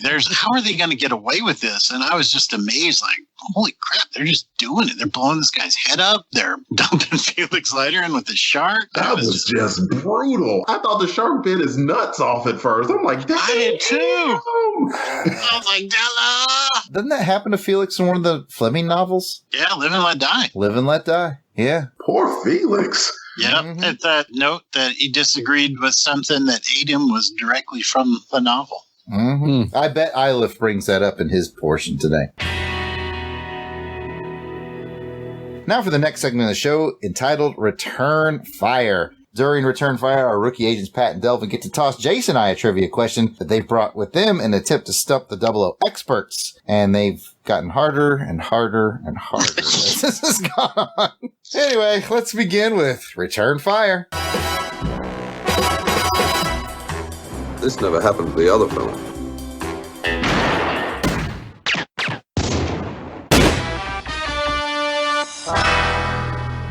All right, champion Delvin, what you got? Man, I saw so many license plates and stuff that went by. Me too. And I wanted to bring one of those up, but I know Pat likes doing that sometimes, and I know that Pat likes doing it, so it's kind of become this whole. Yes, I wrote down a lot of numbers. Like, what can I find that 3 pages of numbers? Yes. What can I find that you guys aren't going to pay attention to? And the one thing that I wrote down was during the credit scene where the poker chip turns into the naked lady. What was the value of that poker chip? Ooh, that is good. Because I wrote down what kind of camera it was. I did too. I wrote the camera and the poker chip went right by me. Poker chip went by me too, so I'm going to have to give it just a guess. I'll go 100. Jason, you want to go 50? I'll go 1,000. It was $10. Oh, it's so unbond-like. Holy cow, that's like my poker chip. Did Bond get his poker chips mixed up with my poker chips? I wrote down that dang camera number and missed the stinking poker I did too, man. I got the camera number. I got the type of camera it was. Oh, he got me. Y'all have been so sharp, man. I was afraid to even write down a license plate. Well, I got a lot of those written down. ZKQ 7834976B. There were like 4 semi-trucks. I was like, what's that number? Which one's that? I kind of gave up on the semi-trucks. So, Pat, if you got semi-trucks, you might have us by the cojones. All right. Ooh. What you got, man? Mine's probably going to be simple for you guys. We need that. I made it simple, yeah. So just remember that the next time you ask me a question. No, don't barter for questions, Chris Tatos. No heroin. Oh, heroin. But speaking about heroin, what percentage mixture of cocaine and original gasoline? What's the percentage? He's got me, man. I don't know. Damn it, Jason. I count on you for one thing. I failed, man. 3 pages of notes. I have that answer. Sucker. See, it's all a buildup. I'm going to say 3%. It was an 18% mixture of cocaine and ordinary gasoline. 18%. Terrible tonight. 18%. I did a sneaky Pat there. Sneaky Crisatos. All the time he's laughing. They're writing down license plate numbers. Yeah. I was writing license plate I know, like numbers, there's a number, there's a number, there's a number. I was like, oh, Delvin's going to ask me what's the name of the Coast Guard ship in the background in this scene. And I wrote that down. All for naught, man. All for naught. Oh, well, we took some hits, Jarrod. We took some hits tonight, and I don't like it. 18%. I've seen this movie like 50 times. And I was going to say, and this is your favorite movie? Shut up, Pat. Well, nicely done, guys. You got us. Let's console ourselves with some letters from our listeners. Agent Jarrod, what do we have in the Eyes Only mailbag this week? What, no small talk? No chit-chat? Thank you, Jason. As a reminder to our audience, if you'd like to be a part of the show, you can send us your questions, comments, or trivia challenges. Make them easier than what we had tonight, please. To ohmspod@outlook.com or over on our Twitter page @ohmspod. If you'd like, you can even use that email. And as a reminder, that's ohmspod@outlook.com to send us an audio recording of your question or comment, and we might play it on the show. Also, if you're an iTunes listener, we greatly appreciate it if you left a review for the show. This will help raise the show's profile to attract more of the 007 family to our program. As a reward for leaving the review, we'll read your entire review on an upcoming episode of MI6 Rookie Agents. Okay, let's get into our audio file send-ins. We kick them off with our research and development team, our RAD team, if you will, which also stands for Ruth and Darren, fellow podcasters and friends that always chip in a little something to the show. We do have a lot of audio files tonight, so we're going to limit the replies just to keep it a little bit brief. So we'll play a little bit of RAD, and then we'll assign someone to respond. Looking at you, Jason. Hi, I'm Ruth. And I'm Darren. Of the Rad Adventures Network. We're with Research and Development Q Branch, and we're here to share our thoughts about License to Kill from 1989. After a successful debut, Timothy Dalton is back for a second time as James Bond in License to Kill. The film retained the darker and grittier edge established in The Living Daylights, and, as with that first film starring Timothy Dalton, this movie was again well received by both critics and fans. Under normal circumstances, this would have led to a long and successful run of films for Timothy Dalton, but unfortunately contract disputes arose between Eon Productions and MGM Studios, and those negotiations lasted for years. There wouldn't be another James Bond film for 6 years, and the Timothy Dalton films came to an abrupt end, even though they were very popular. This often leads many fans to mistakenly think that Timothy Dalton only did 2 movies because they weren't successful, but that was definitely not the case. A very unique thing about this film is that David Hedison returns to the role of Felix Leiter 16 years after playing the part in Live and Let Die. He was the first actor to play the role twice until the series was rebooted with Casino Royale in 2006. We're fans of David Hedison from the classic adventure series Voyage to the Bottom of the Sea, so it was nice to see him back in the role, even though nothing nice happens to him or his character in the film. Actress Priscilla Barnes plays Felix's bride Della. She was well known at the time from the hit comedy series Three's Company, and we were lucky to meet her at a convention a couple of years ago. One of the most stunning locations in the film is the Otomi Ceremonial Center, which was used for Sanchez's Meditation Institute. The center is located in Mexico to preserve and celebrate the history and culture of the indigenous people who inhabit the Central Plateau of Mexico. Construction of the Majestic Center began in 1980, and it was completed just prior to being used in the production of the film. In a bit of trivia, the film was originally titled License Revoked, which was a better fit for the film's plot, but it was changed when American test audiences found the title confusing, because License Revoked is a commonly used phrase associated with a driving license being suspended. And now it's time for 007 Hits and Misses, when we share our thoughts on 2 low points and 7 high points in the film. This is an excellent film, and the low points we chose are interesting because they aren't actually bad scenes, but instead they just have a couple of unfortunate flaws. My low point is the admittedly exciting and well-filmed escape of Sanchez from the prison transport van near the beginning of the film. It's a suspenseful sequence, and the reveal that the DEA agent is involved is a nice surprise. However, the scene really doesn't work because it's just not possible that all of that could have been arranged and coordinated so quickly. And my low would be the awful things that happened to Felix and his bride Della.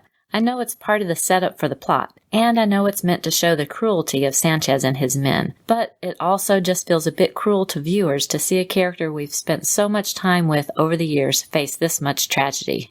But now let's move on to the many high points of this great film. Number 7. The awesome sequence of the chase and capture of Sanchez's plane, including cool helicopter stunts and 007 being lowered by cable onto the airplane below, which is then reeled in by cable, and the sequence ends with James and Felix parachuting to the church just in time for the wedding. Number 6. Bond the detective, who notices clues along the way as he's investigating the disappearance of Felix and Della while he's searching the Marine Center. I like the investigation aspect of this film. Number 5. Bond the friend, who is willing to resign his service in order to seek justice for the tragedies done to Felix and his bride. Number 4. The shootout and fight at the Marine Center, including trapdoors and a shockingly deadly electric eel. Number 3. The manta ray disguise that 007 uses underwater. Very neat. Number 2. The exciting tanker truck chase scene at the end of the movie, featuring a dramatic fiery trail, missile launches, explosions, and a great ending with the lighter that was a gift at the beginning of the film. And number 1 is Q. He's a favorite character of ours, and actor Desmond Llewellyn gets to shine in this film as he helps our hero with a plethora of needed gadgets that he describes as everything needed for a holiday. It's terrific to see Q have such a big role in a great 007 film. Thank you once again to our friends Jarrod, Jason, Delvin, and Pat for letting us share our thoughts. Remember, we're RAD, R-A-D, which is short for Ruth and Darren. And research and development. Ruth and Darren, what do you got, Jason? I can't disagree with anything that they said. I enjoyed all the aspects they threw out there. I'll just focus on the Q one more time. I think it's great to see him in the field. I think it's great to see his love for 007 really shine through. He's actually putting his career and his job on the line, going out there and helping Bond in this rogue agent adventure. And I think it really just kind of shows how close these two really are. They may bicker back and forth back in the office, but when they're in the field, they have a lot of respect for one another. Well said, sir. Well said. Anybody else got a burning comment? Pat or Delvin? Yes. A few episodes back, they gave Pat credit for being Christatos, and I got no credit for being Felix Leiter, and I, for one, am insulted. Boo, Ruth. Boo, Darren. But do you really want to be Felix Leiter in this film? not in this film. No. Maybe one of the other films. Maybe in a better film. Maybe yeah. I thought Felix's bride looked familiar, and then when they mentioned that she was the girl from Three's Company, I'm like, oh, okay, that's where I knew her from. All right, next up on our audio file list are our Canadian friends from the James Bond complex. Let's see what they've got to say. 5, 4, 3, 2, 1.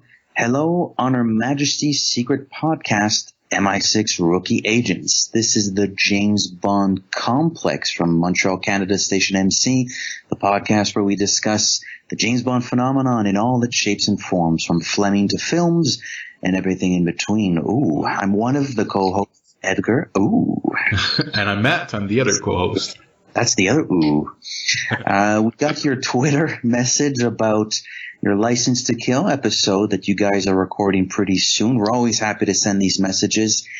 License to Kill is an interesting one, Matthew, and I think you have very special feelings about it in particular. Why don't you share us what do you make of LTK? I love License to Kill. It's probably the first one I saw from beginning to end when I was a younger man.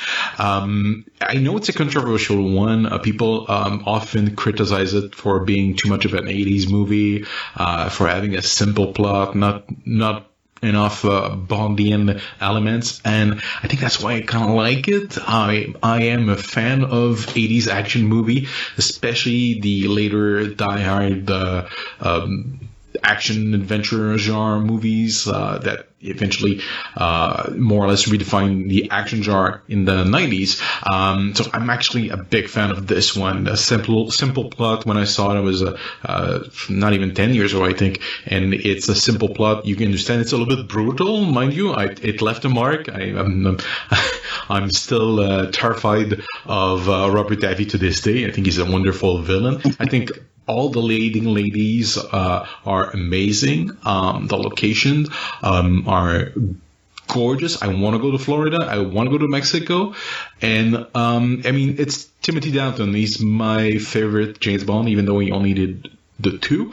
I think it's a fantastic movie. I know a lot of people are going to dog on it, but I mean, I love it. Doesn't change anything for me. So what do you feel? How do you feel about a license to kill, or as we say in French, permis de tuer? Permis de tuer. Well, I mean, heck, the minute Gladys Knight starts singing that lovely, lovely tune, I'm in it to win it, baby. I mean, this is a really good one for me. I know you and I, Matthew, we've had conversations behind the scenes. Of Timmy's 2 films, I do like Daylights a little bit more, but I think this is a really, really strong one. Kind of like you, I agree. It's fun to watch this one in the context of a Bond film doing things a bit differently. It doesn't always feel like a James Bond movie, and I don't necessarily have a problem with that. I'm actually happy that it tries to do that sometimes. Timmy's great. Robert Davi's great. I love the fact that they give a slightly larger role to Desmond Llewellyn. Is it the smartest movie to give comedic relief to? Maybe not, but it's still fun. And the locations are pretty cool. I guess maybe if anything holds the film back a little bit for me, it is the dichotomy between the comedy and the super dark, gritty, violent, bloodthirsty rampage of revenge. Like, I don't think it always coalesces perfectly, and some of the sets look a little cheap, but I think there are some very peculiar reasons for that about financing and whatnot. But overall, it's pretty good. I do like it quite a bit. So those are our thoughts on License to Kill. If any of the on our Majesty Secret Podcast, MI6 Rookie Agents want to check us out, well, we have a Facebook page, The James Bond Complex. We're on Twitter, @The Bond Complex. We have pretty pictures on Instagram, @The James Bond Complex. And check us out on the Google Play Store and on iTunes. Give us a 5-star glowing gun review. So we're signing off. I've been Edgar. I'm always Matt. You're still Matt? It's funny. Most of the time. The more things change, the more they remain the same, I guess. So, as always, a pleasure. Merci. À la prochaine. Au revoir. All right, boys, I'm taking this one because Edgar and Matt and I are seeing eye to eye, obviously. And you know what? The whole team, everybody scored this high. Everybody liked this film. Ooh. So you just like that French, didn't you, Pat? Yes, the countdown from 5 to 1 in French. I'm like, yes.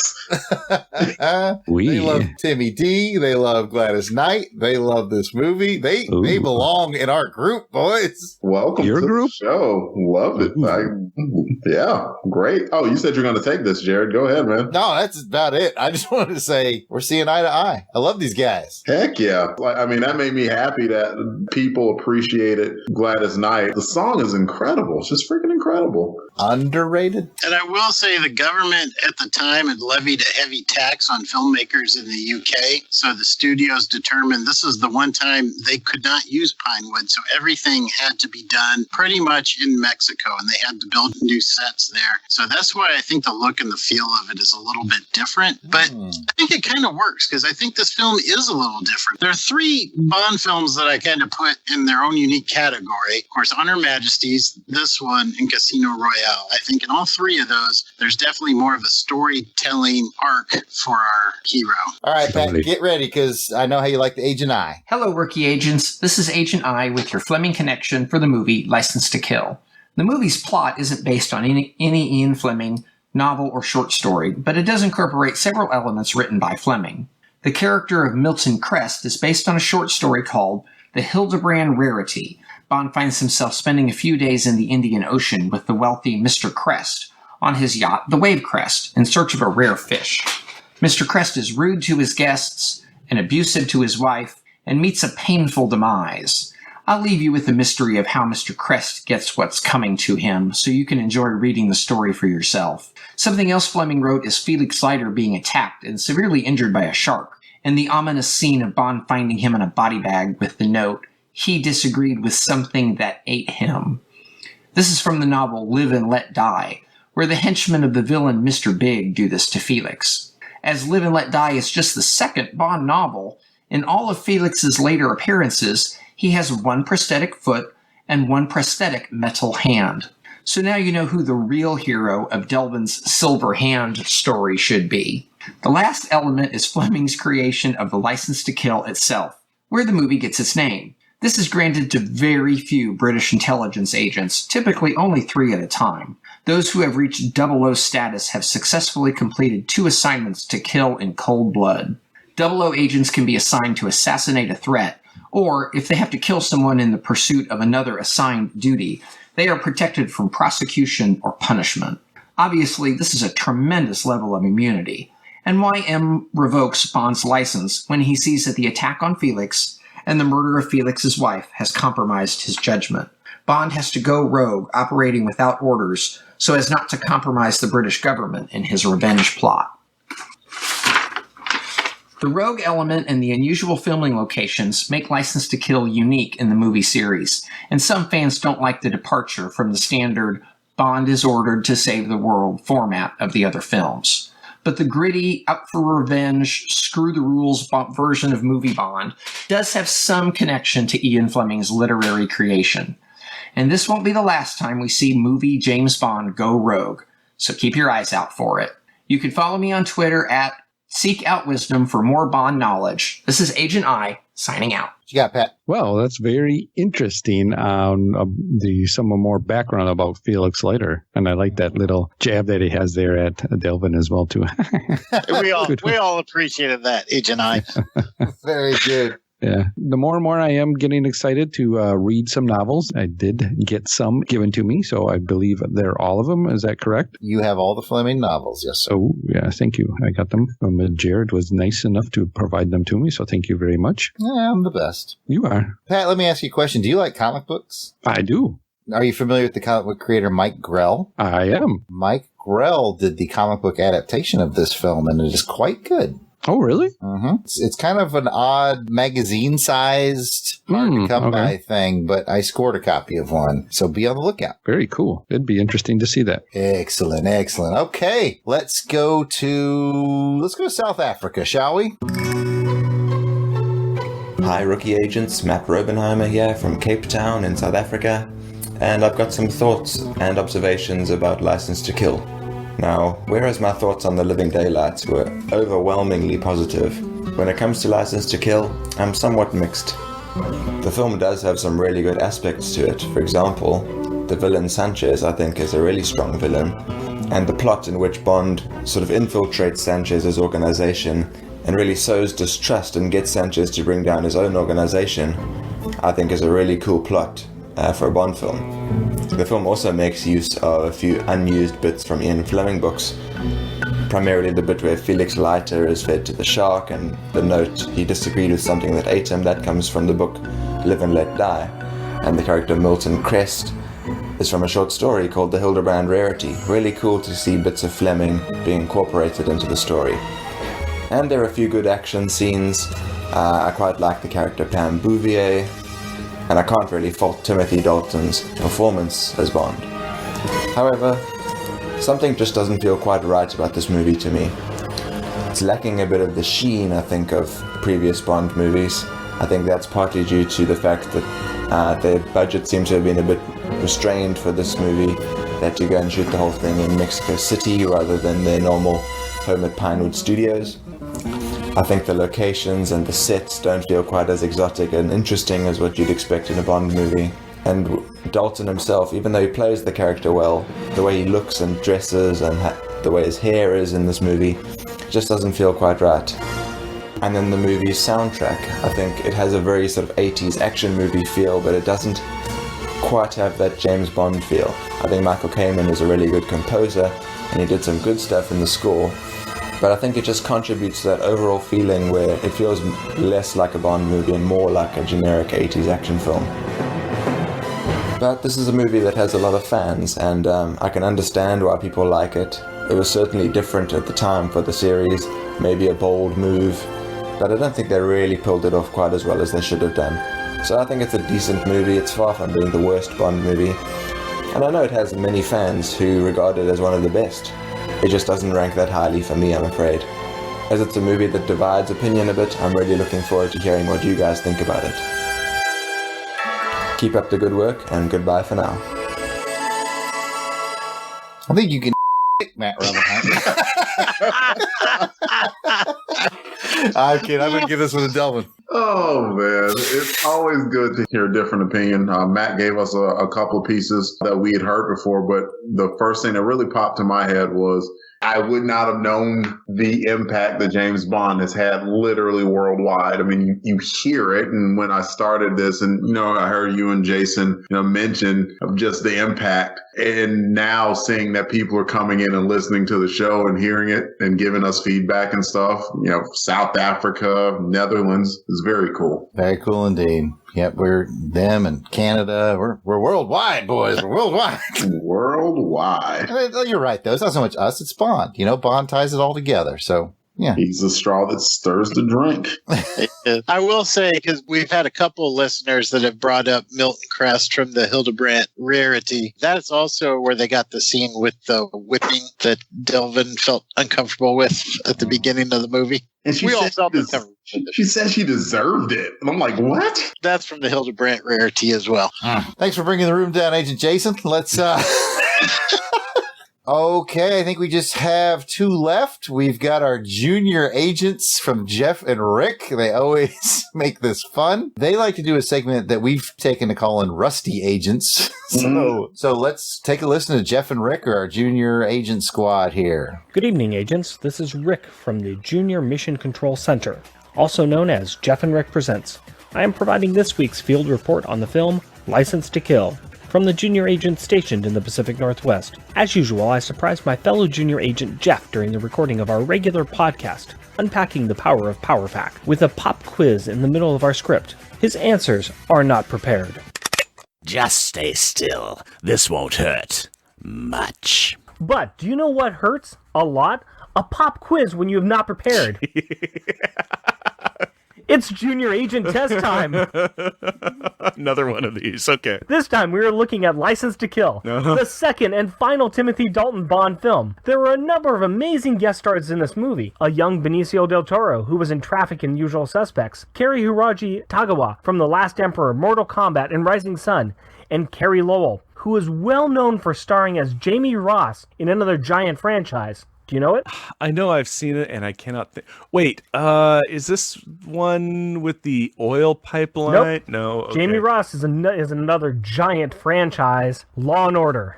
I've never seen a Law and Order. Oh, then you're going to have a hard time with this. I'm going to have a hard time with a lot of things. Agent Jeff, name me all of the Law and Order spin-off shows. Hint, there are 6 official spin-offs. Law and Order SVU. Special Victims Unit. Law and Order SVU Las Vegas. Well, there's no. Florida Man. Nope. Now you're thinking of NCIS. Yeah. Aren't they all the same? No, come on. You got one. Oh, yeah, and that's probably okay.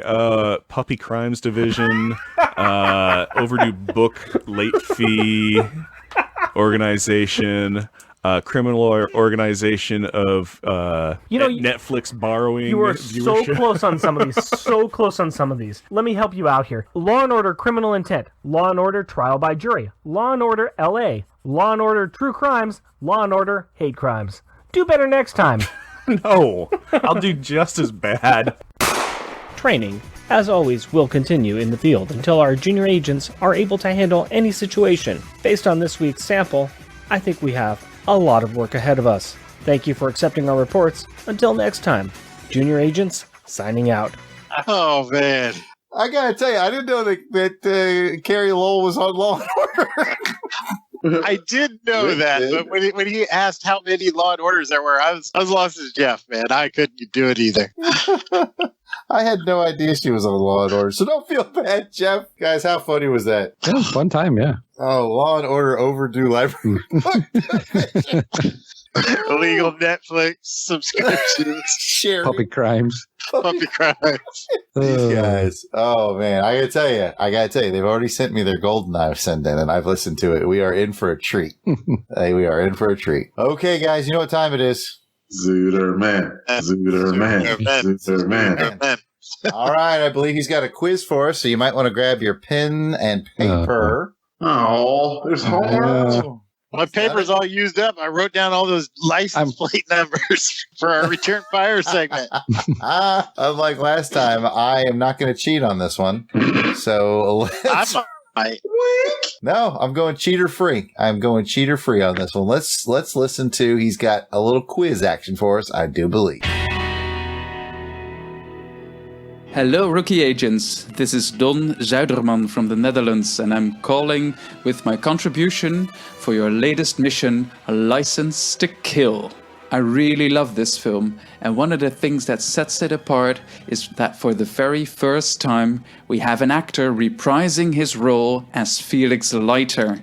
I am, of course, talking about David Hedison, who also portrayed Leiter in Roger Moore's first outing, Live and Let Die.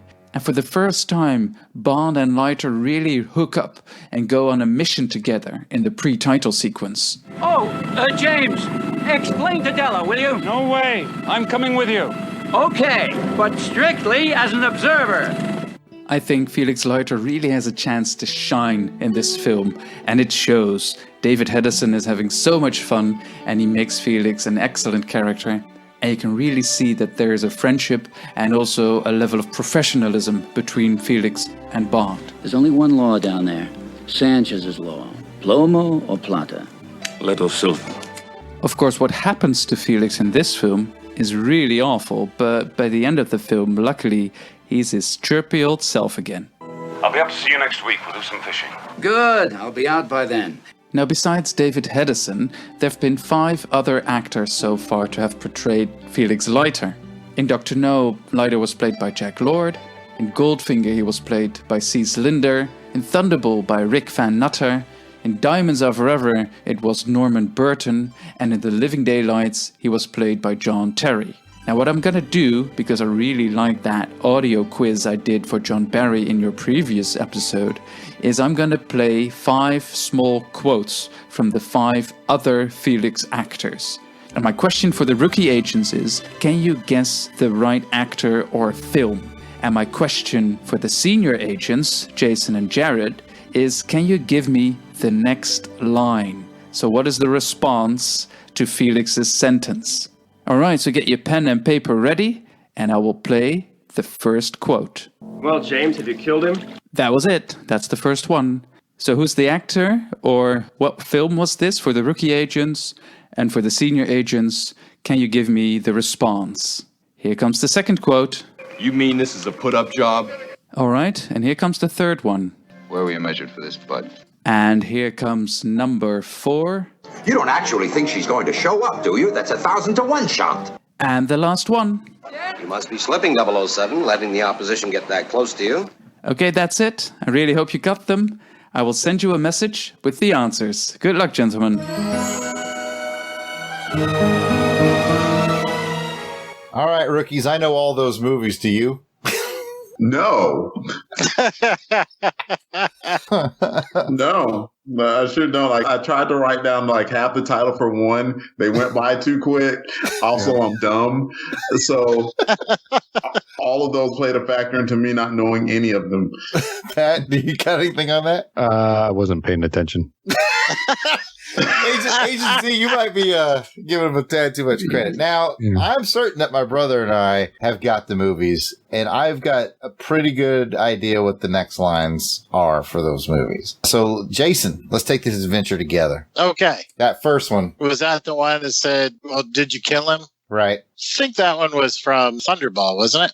That's what I got. Felix, you know me better than that. You know me better than that. That's what I wrote down. All right. We've got the same answer for that, so I'm confident that. We like Thunderball, and you know me better than that. Jason, what do you got for the second one? Can you remind me what was the quote again? You mean this was just a put-up job? That one was from Living Daylights. That was just a film ago. Yeah. And he said, let's just say that, what was the name of that general? Pushkin makes a miraculous recovery. Pushkin. See, I originally thought that too, but then I thought, isn't that the line where he doesn't even answer him? He says, because they get to that, but doesn't, like, he asks that question, then Bond says something like, he's looking at the stuff and he says, what's all this? I think he doesn't even answer him. But you know what? You go with the Pushkin line, because I'm not sure. Yeah, because let's just say he makes a miraculous recovery at the end. I'm gonna go with he answers with another question like, what's all that, or what's all that? Like, he's looking at something else. Between two of us, we'll nail it. All right, third movie. You have to give me the line again. I didn't write it down. It was, where were you fitted for this? Czechoslovakia. I'd have to hear it again. It was Jack Lord from Dr. No. Where are you fitted for this? I think it's where he pulled out his gun when they first kind of meet. He takes Bond's gun out. Savile Row or something like that? Or, that's what I wrote down. I said, my tailor on Savile Row. Savile Row, yeah. That's what I was thinking. The third one was pretty obvious what movie it was from. Or the fourth one, I'm sorry. It was pretty was the line again? It was pretty obvious, Pat. It was pretty obvious. Czechoslovakia. It's a million. She's not going to show up here. James. It's a million to one shot. More like even money. More like even money. Yeah. Her love for larceny versus my incomparable charm.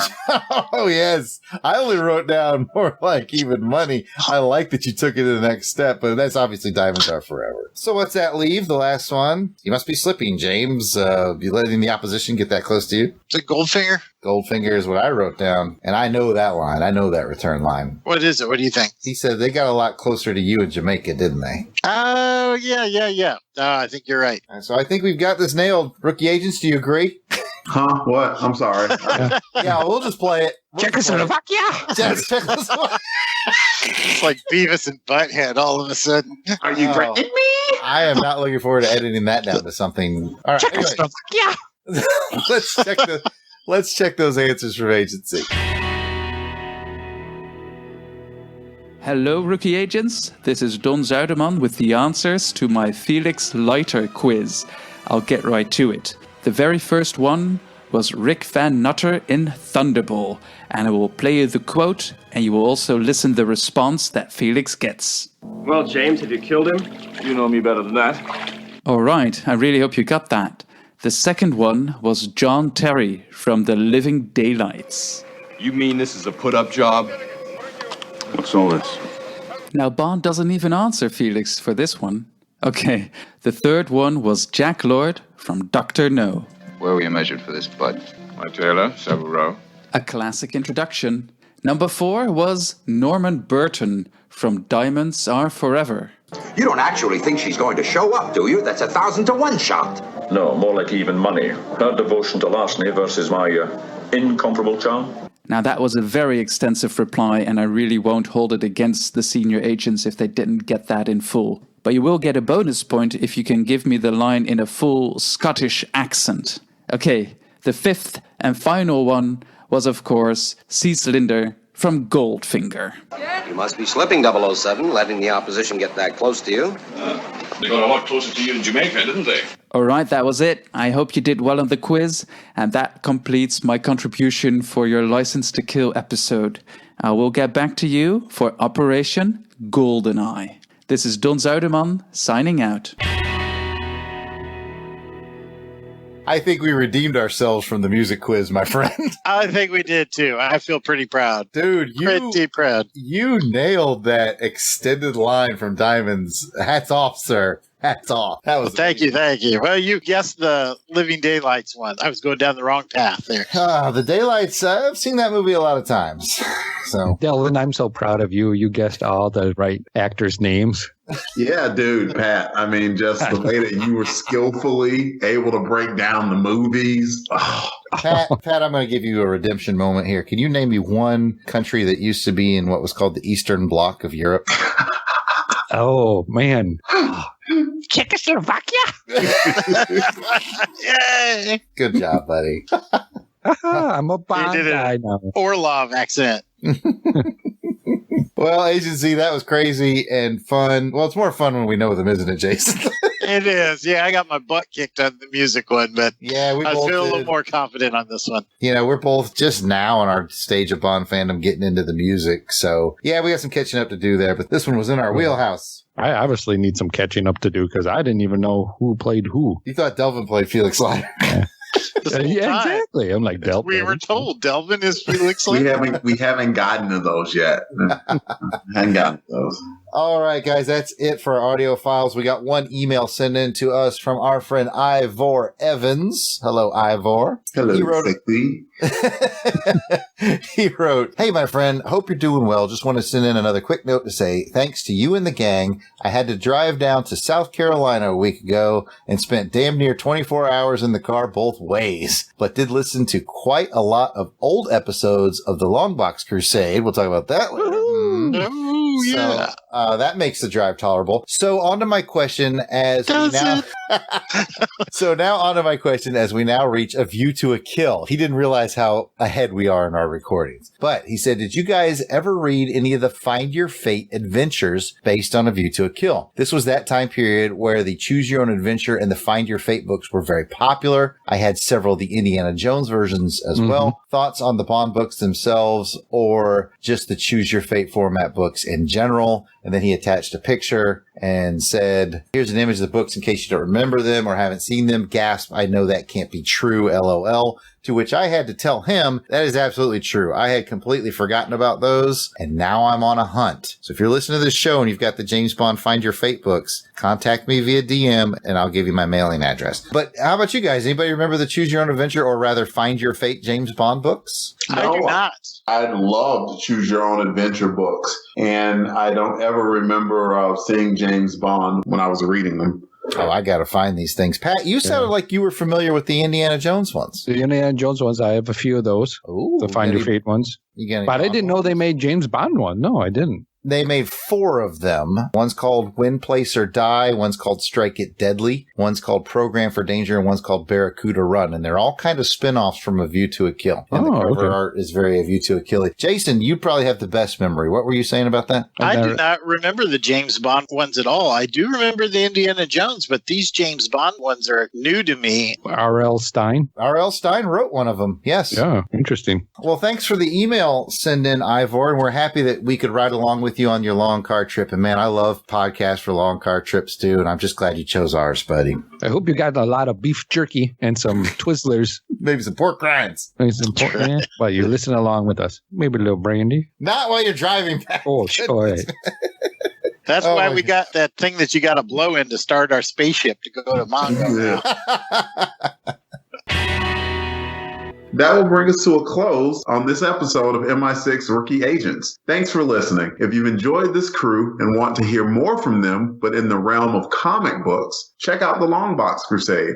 Pat, where can that be found? Well, Delvin, I'm glad you asked.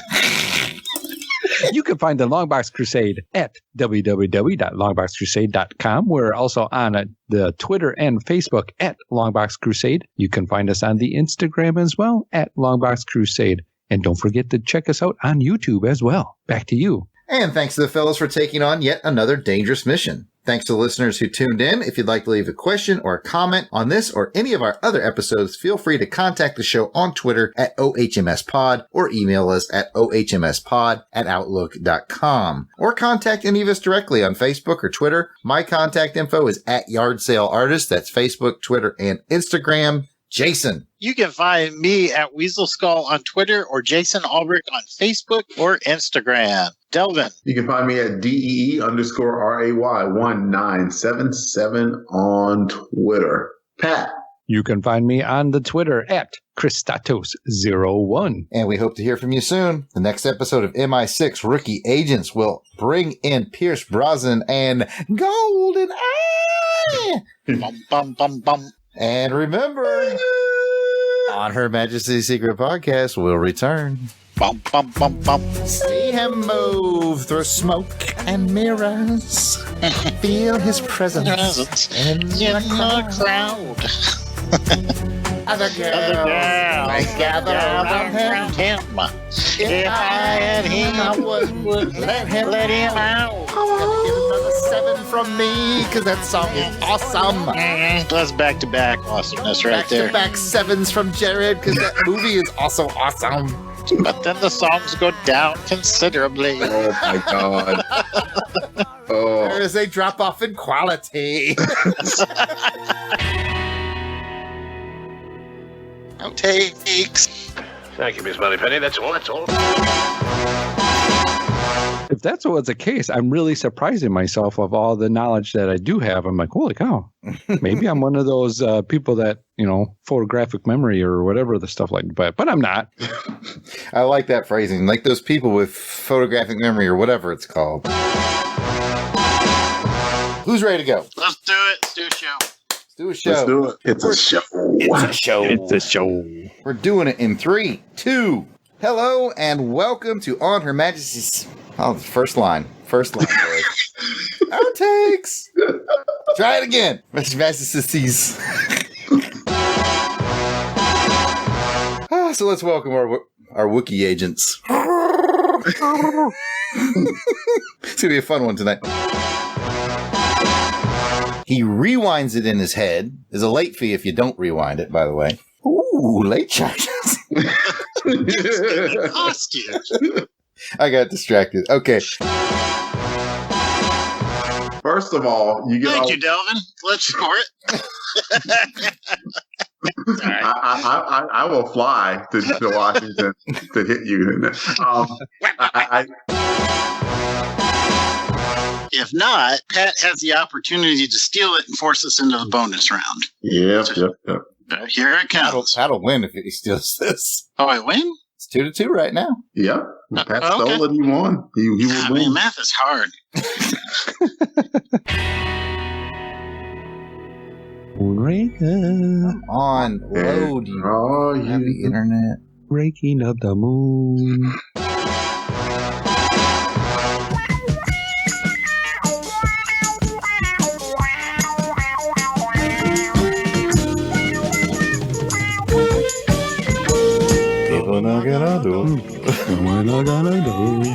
Nachos and Del Rio. Watch out for the shark. People bite up their leg. There's a box on the table. Pick it up. Open it. All Don't right. open it.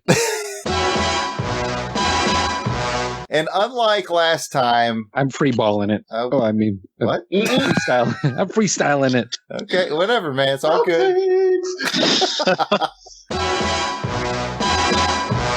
That's helicopter pilot Felix. Yeah. Oh, we pissed off Pat. Yes. Damn it! All those questions Look what you did, Sutterman. Well, we've got the make my numbers go up. Oh, Jason, take it home for us, my friend. Oh, I'd love to, but the cat's sitting on my keyboard right now. Hold on. Delvin, you want to do it? Yeah. Yeah, you do it. I'm searching for a James Bond Find Your Fate. Is this close out? Yeah, it's that will bring us to a close, Jason. Okay, hold on. All right. Holy $30. $50? Oh, I got Bilbo Baggins.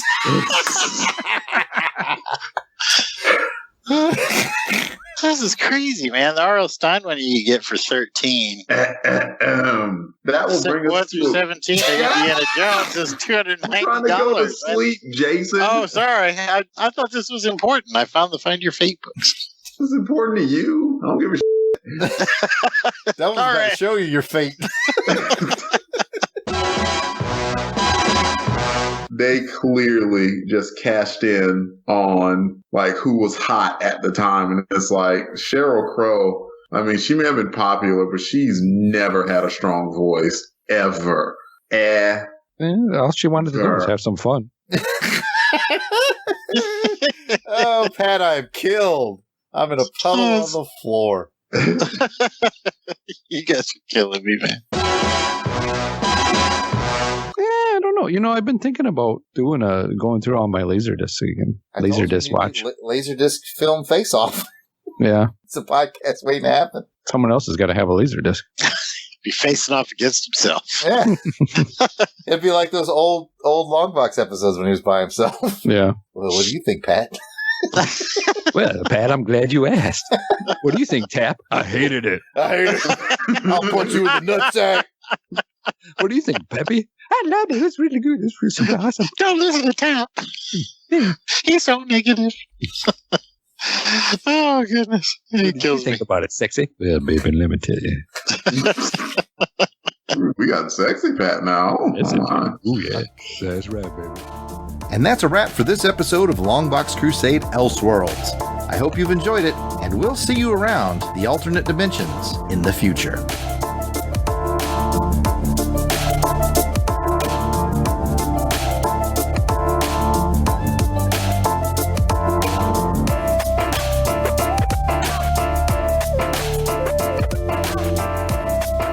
The music themes for this show are done by musical genius Joe November. Please check out his SoundCloud at Josephline99. That's Josephline99. You will not regret it.